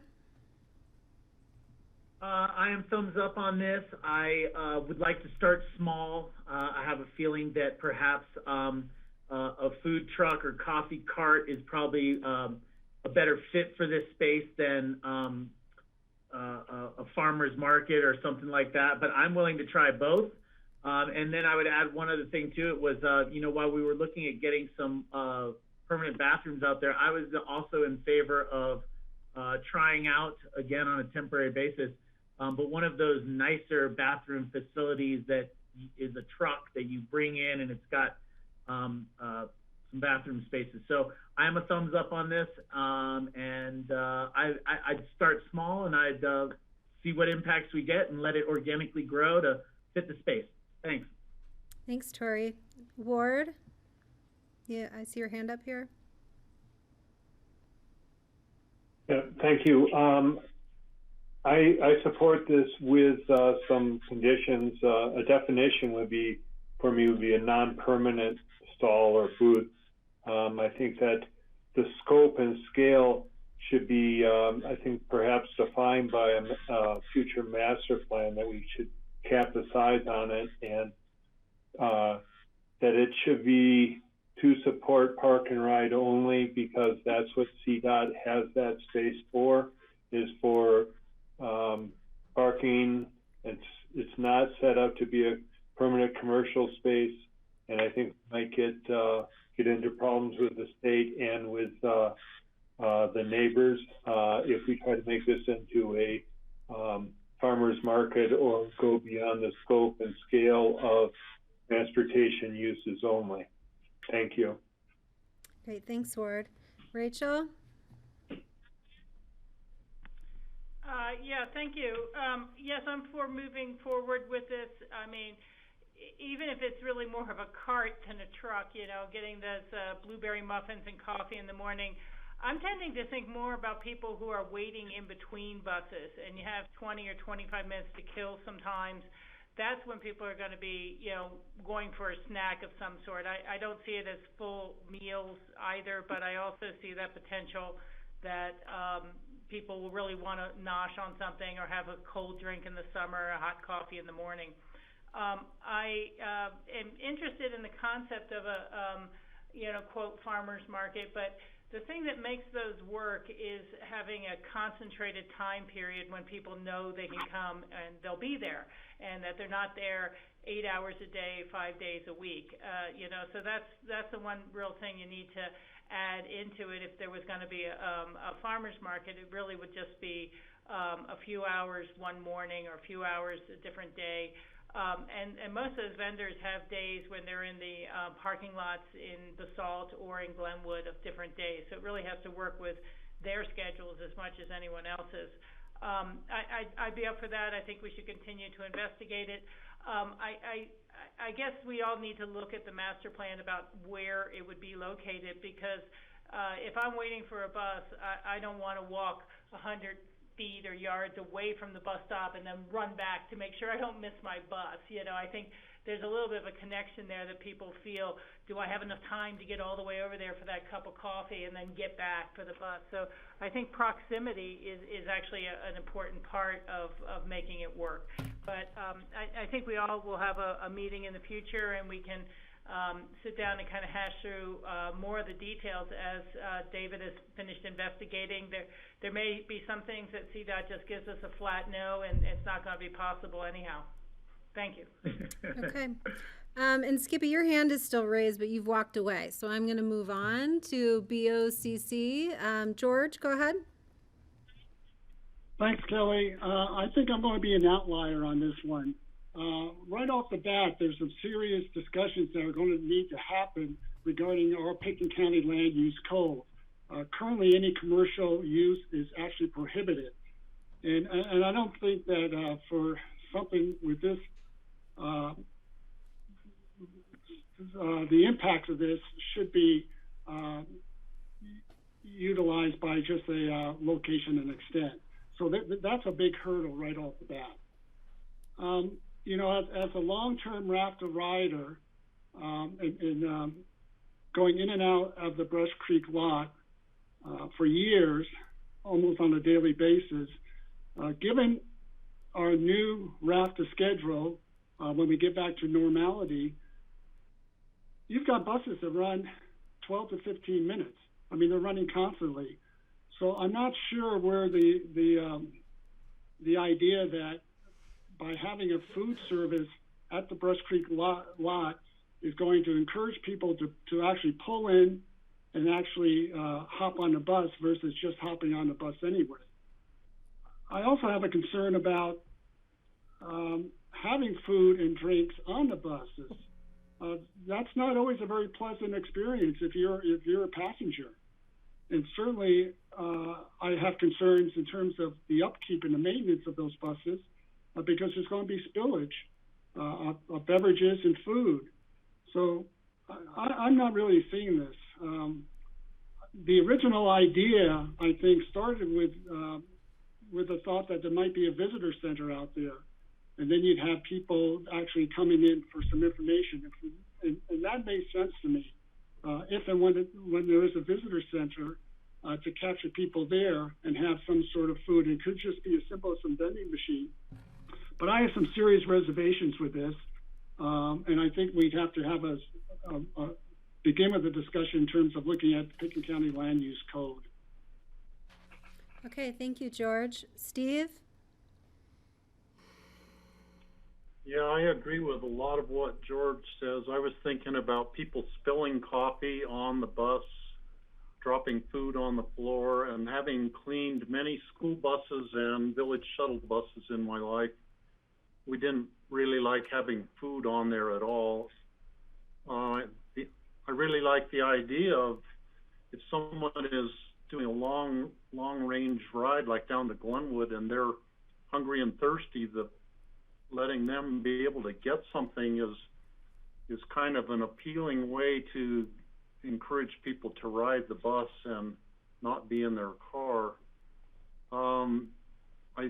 I would suggest that maybe at Ruby Park might actually be a better place to have a food cart than at the Brush Creek Park and Ride, because people go there, they're riding to Glenwood or Newcastle or Rifle. They're not going to have any opportunity to get anything to eat in the meantime. So just tossing that out there. Okay, Greg?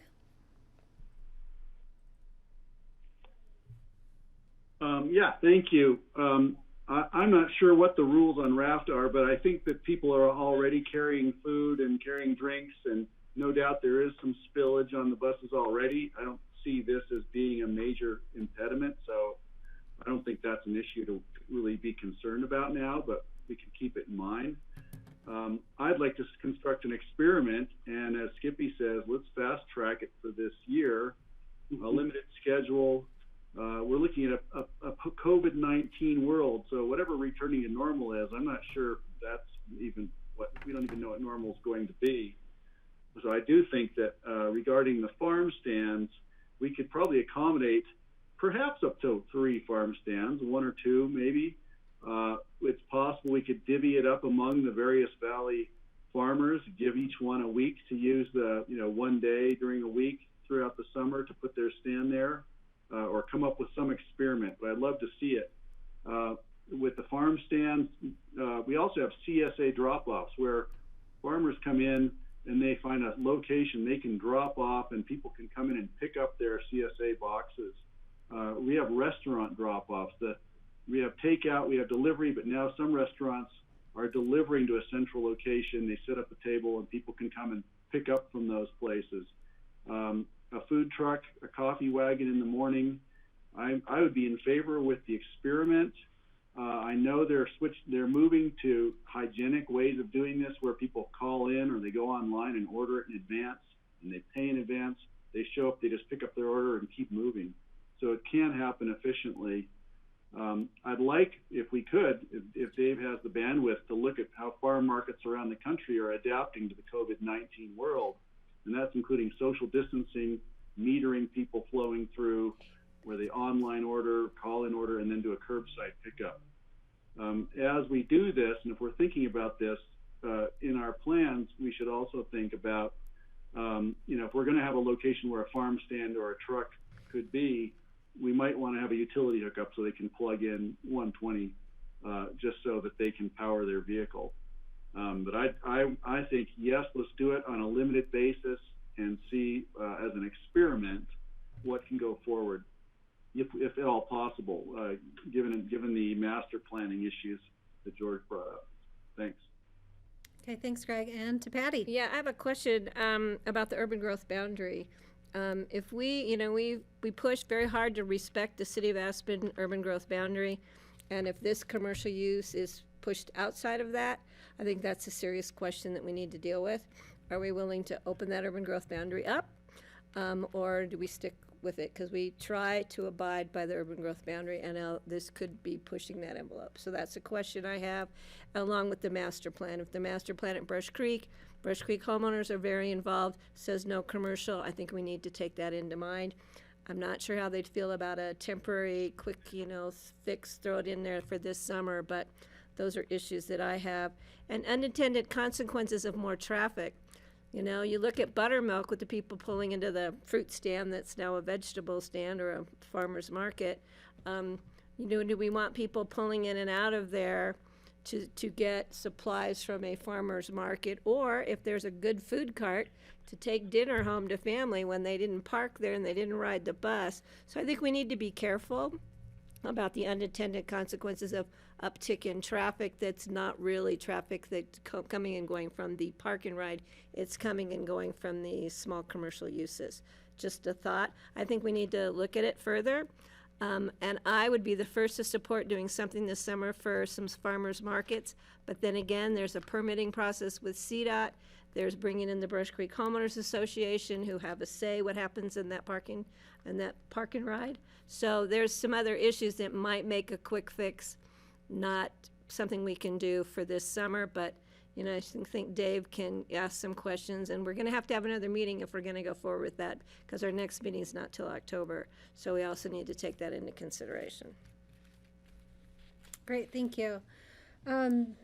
So a couple of my comments are, I think that it would be important to discuss and understand what best practices there are about how amenities at transportation facilities affect the usage of the facility, because we would want it to encourage usage, not be a distraction. I think I would like to see, you've heard some suggestions about off kind of to the side, but I'd also be interested in seeing maybe on platform opportunities. So those would be very small scale and wouldn't take up any parking, but still be close enough to make them an amenity for the people running to a bus.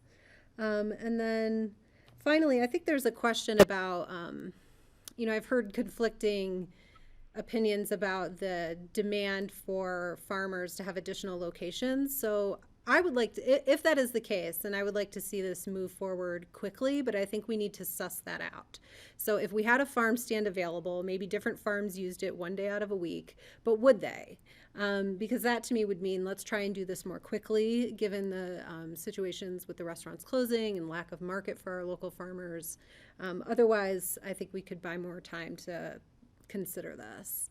And then finally, I guess you would have to weigh in or consider if one person out of the 15 can block this whole discussion. We may have already heard that, so I don't know if there's a path forward. And I don't know if you want to suss that out more now or offline, or if, as you tee this conversation up in the future. In terms of that question. Rachel's also got her hand up. Just Okay. Thank you. If you want me to. Yeah, go ahead. Yeah. So in terms of EOTC decision making, currently for budget issues only, each jurisdiction needs to have a majority vote in order for something to go forward. So the unanimous vote is an Aspen yes, Nomass yes, county yes. In this case, we're not talking budget, so this is direction. I think that you have the flexibility to decide that how you wish. Okay. So I don't think that we need unanimous jurisdictional support on this since it's not budget. We could do majority, or if there's any combination thereof. Okay. Just looking I for thought you had direction. said at this tee up of this conversation that a unanimous EOTC decision would be required for commercial use at this site. That's if we get to the point where, say, we're amending the lease with CDOT. That lease requires Okay. unanimous consent. Got it. Okay. That clears that up for me. Rachel, go ahead with your question. Thank you so much. I was just going to say, I think the master plan is a very important component, but master plans are amended over time, and it could be a very limiting type of amendment to strictly transit serving, beverage service, blah blah, or whatever. But I wouldn't think that if you allowed commercial there, you're suddenly going to be commercializing Cozy Point Ranch or something. I think it could be very limited to transit facilities, transit property, so on. But secondly, I think maybe what we really should do is survey the riders and see if RAFTA would help participate with us to see if that is an amenity that the riders feel that they would enjoy or that they would benefit from. Some people are coming all the way up from Rifle on the bus, but other people are driving up from Woody Creek and parking there and using it as the true park and ride. So I think we need to survey the users. I'd be happy to move forward with an experiment, but if everyone out there who's a user now is saying no, it's not necessary, not interested, I don't want to waste the money on an experiment. But I think that once they're there, people tend to use them more than they would think. An awful lot of the transit stations I've been through in the past at least have vending machines and vending machine coffee or something that you can grab a snack if you're starving for your ride home. Thank you. Kelly, real quick. Okay, yes. Yeah, I want to move us along. Yeah, burning real quick questions. though. But even this is a question I have for Dave with CDOT because of that we have to have approval because of the commercial. So I don't know if we can get a temporary commercial quick or I don't know. So that's a question for CDOT. If we just do a Pilot. temporary, pilot program, how does that affect CDOT's approval? And as far as the summary, a survey, the problem right now is we have 9 people on a bus. So what are our survey numbers?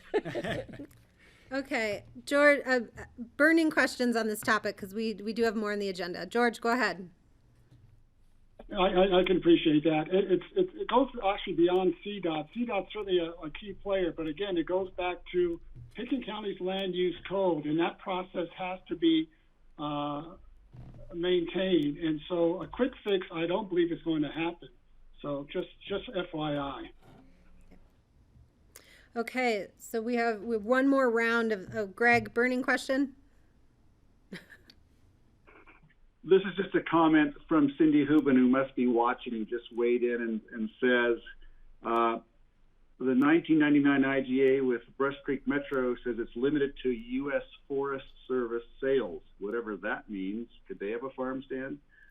It doesn't go with the Brush Creek Master Plan as it's laid out, and there are long-term implications for land use patterns in Pitkin County, as George points out. So just Cindy weighing in here for a quick note, and she's probably amended that, but we'll all see that. Maybe you could do a short-term permit of some sort, but we'll have to circle back with Cindy. Just wanted to share that. Okay, I'm going to move us along. We have one last topic for this round robin. If I can. David, yes. I'd just like to clarify where we're at with the small scale commercial and the direction that I'm receiving. It sounds like there is predominant support for moving forward with it, but there's caution. So there's caution in that it needs to be consistent with the land use code. Obviously, even an experiment, as I mentioned before, requires a location and extent, and it also requires consent from CDOT. So I would like to get a little bit more feedback on yes. So where I'm at now is yes, keep analyzing it, keep looking into it, but I don't feel like I've got the go-ahead to try to push for an experiment this year necessarily. Am I correct on that? I know that there's differing opinions amongst the group, but generally speaking. I think it depends on CDOT's weighing in and our community development department. So the question would be, would this merit like a special meeting in the next 60 days? Would that be a way to frame that? Yeah. Yeah. So I guess the question is, should I be pushing ahead to try to get an experiment done going this year? Okay. So you've heard David's question. I'm going to check in with the various councils for a thumbs up or thumbs down on that. Again, the question is, should David push ahead for an experimental project this summer? So can I see a thumbs up or down from Snowmass Council, please? Snowmass, just Snowmass. No, Kelly, hold on a second. Can we define summer as more like July? It's certainly not June 1st. And I heard David saying this year, which could be implementing this fall in October, November, December. So, I want the investigations going forward. I just don't want the question itself of, is it got to be the summer, or we just drop the whole idea, we don't investigate at all. I don't like how the question's being framed. So I think David feels like he got direction to move forward on this. He just doesn't know how quickly to move forward on it. Okay, so can we define summer as July, not like we're trying to tell him to do it by June 1st or something? June 1st isn't going to happen. Or by August? No. I would say that just define it as soon as possible. I think there's a lot of variables. June 1 I don't think is possible. July could be a stretch, but in terms of farm stands, at least you're not looking at produce until July at the earliest anyway. So as soon as possible, knowing that could be 3 months to 6 months. Okay, so let's try this again. So Snowmass Village, can I see thumbs up on moving forward on this as soon as possible? I think I see 4. Okay, so that's unanimous. City Council, can I see a thumbs up on this? Let's see, I see Ann, Ward, Tori, Skippy, Rachel. Okay, so we see thumbs up on this as soon as possible. BOCC, can I see if you think this is so you have, okay, Greg and I. Steve's this way. What do you think, Patty? It's just really dependent upon CDOT and their permission to do anything. Okay. So I guess I would ask that happen as soon as possible to see if we can even think about moving this forward with any reasonable time frame. I would add that if CDOT does say no, then it's a moot. So I'm moving forward quickly on that, and then ask me again after that. So we'll say 3 thumbs up on that, a no, and an abstention on the vote. Steve's like all over the place. Okay. All right, next. Can members of What was the question? Is that Ward? The question is, can members abstain on a vote? I know in Aspen City Council cannot abstain. You have to vote yes or no. Okay, then let me check in. Steve, can you tell us how to interpret your vote? So I am really skeptical about that we would be able to move forward. I'd be in favor of doing a trial thing on it. I don't think we'd be able to do it this summer. I think as part of, when we get the restrooms and the setup where we could actually have a little coffee stand or something, or a food truck right there by a new restroom, I think that would be when we want to try it, not necessarily this summer. So I wouldn't say as fast as possible, but let's do the investigating now and make forward progress. She had 3 I don't know from how us to go, interpret that. so Okay. Okay. I just want to hear what CDOT has to say. Okay. I will continue looking into that, and I will see how quickly we can get an experiment on the ground. All right. We've got one last topic, and I'm thinking it should be quicker. These conversations have been great, by the way. I don't mean to devalue that. The last one is regarding flex space.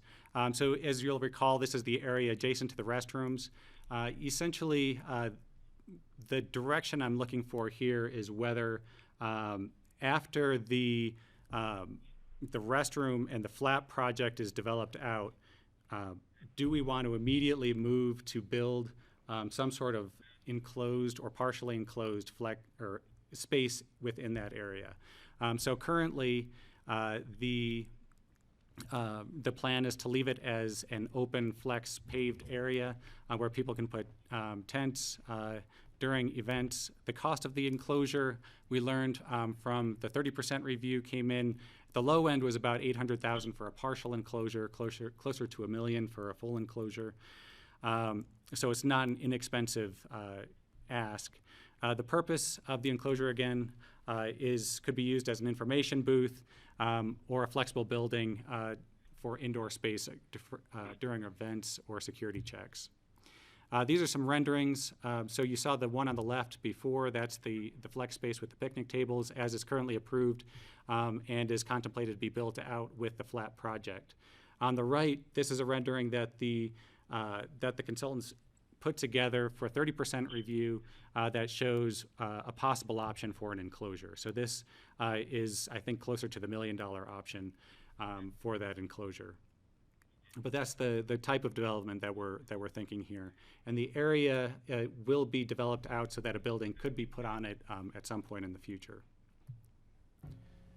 Again, looking for direction as to basically whether to continue to examine the open concept and see how it performs for a few years after construction, or do we know that we want a building, and should I be pursuing those funding sources now, because it does take a few years for those to come into place if we wanted something done immediately.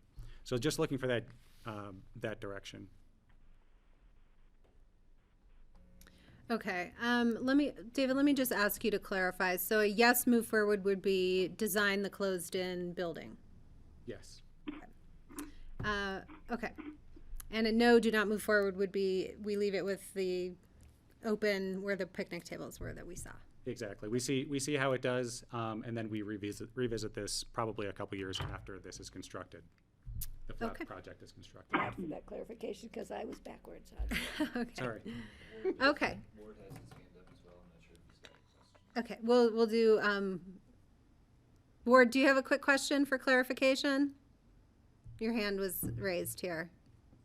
Yeah, I think we could pursue with it, go forward with this contingent upon what kind of feedback Dave gets from CDOT for small-scale commercial to find out what kind of uses this could be put to what's within their approvals. So I think move forward with parameters. Okay.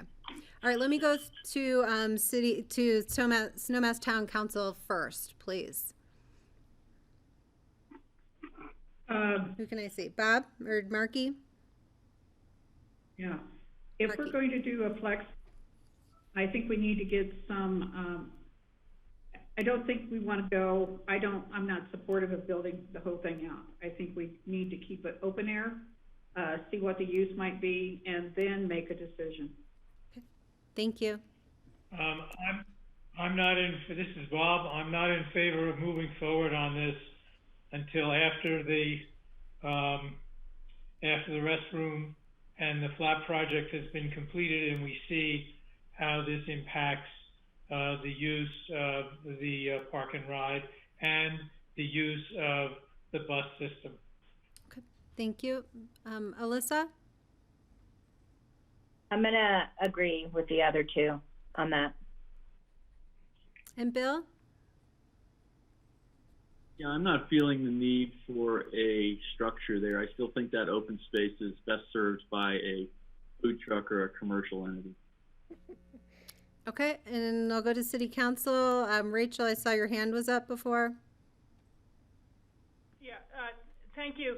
I'm for number one, continue with the open design. I'd like to make sure that we do have utility electric outlet there, and as I've mentioned today, the potential for some tie downs for people's tents or something if it's a concrete surface.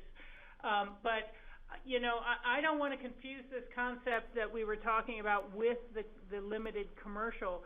We were talking about this is where people can sign in for their races, or that, you know, things like that, that it could be an information area. It could be where people sign in for the Tough Mudder. It could be those type of uses, but we really hadn't talked about the flex space as being the commercial space if there is food cart there. So I just wanted to clarify that. And as I think Dave said before, it would be designed so that it could be built on later.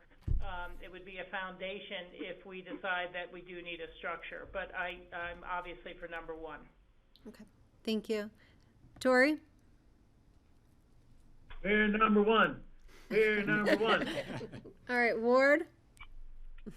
He already weighed in, kind of, didn't he? I think he raised his hand again. Yeah, I did weigh in, but I think that it's contingent upon what allowable uses are there. I don't necessarily support a fully enclosed structure, but I'd like to revisit this after Dave has pursued the small-scale commercial, and while he's talking to CDOT about what permitted uses are, to see what could be this flex space could be used for. So I don't anticipate being supportive of a fully enclosed, but I want to know what could be used or what the space could be used for.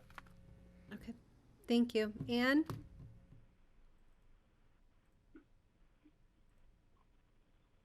I'll be brief. Number one.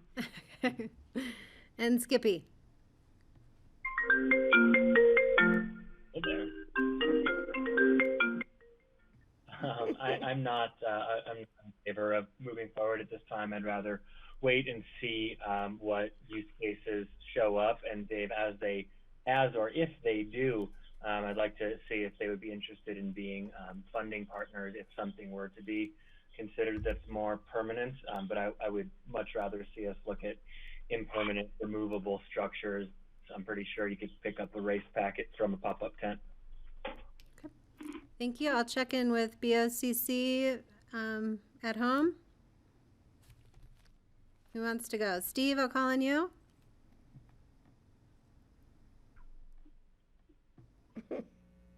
Yeah, I think number one for now. What is number one? Leave it flexible. It could be a place that a popcorn wagon type food truck could be actually up on that, in that area. If someone is using it for signing, event signing in kind of a thing, eventually I think we would want to have at least a shed structure, like a roof that would keep the sun and the rain off of people who have paper they're signing up, people with papers and stuff there. The most flexible thing right now, leave it open until we know further how we might want to use it. Thank you. George? I'd leave it open, and again, I go back to my earlier comments. It's going to have a discussion not only with CDOT, but with the Pickens County Board of County Commissioners and with our land use code. Thank you. Greg?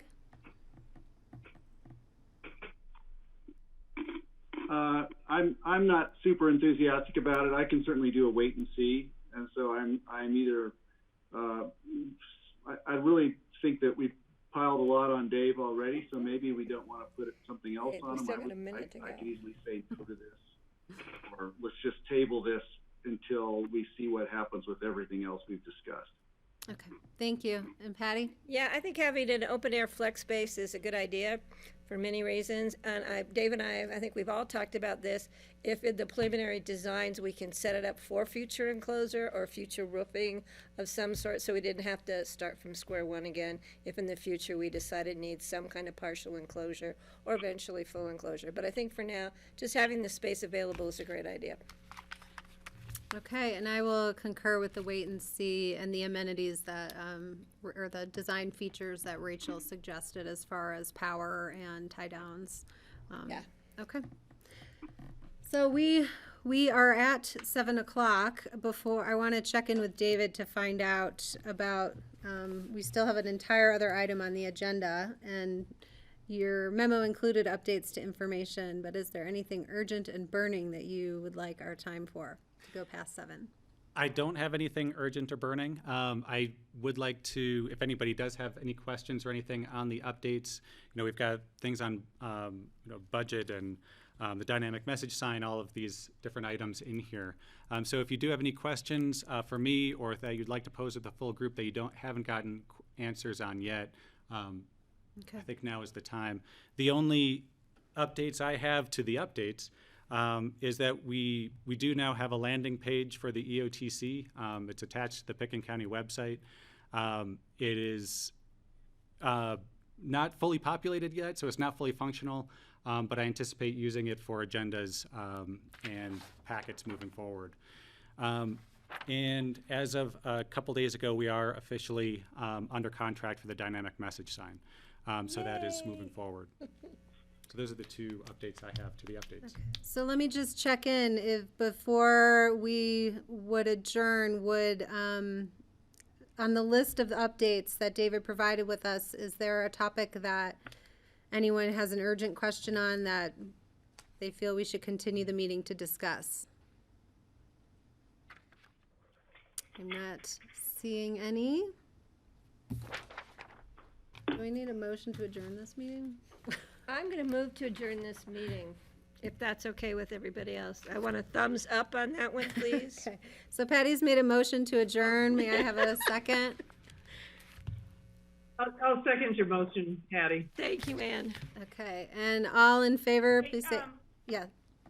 Further discussion? A comment here. I don't know that we as the EOTC have passed rules for electronic voting. Now, this meeting, was direction. There was no resolutions on budget or anything like that. But I think we need to put it on our agenda to be able to pass the rules to allow these Zoom meetings to be able to vote on things in the future. We've done it with the Housing Board. We've done it with the City Council. We just haven't done it with the EOTC. So that's kind of a cleanup item before we meet again. Good point, Rachel. Yeah, okay. Thank you, Rachel. Any further discussion? Okay, I'll call the question. All in favor to adjourn, please say aye. Aye. Raise your hand. And this one we can do electronically. I give you permission. Aye. Great. Aye. And Dave, we need to thank Dave big I time, know. guys. Thank David's you, done David. an amazing job. Thanks, Dave. Thank you Dave. all. Thank you, Well Kelly. done, David. GrassRoots, thank you. Andrew, thank you. GrassRoots, thank you very much. Everyone have a wonderful night. Bye, everybody. Ciao, y'all. Bye. Thank you.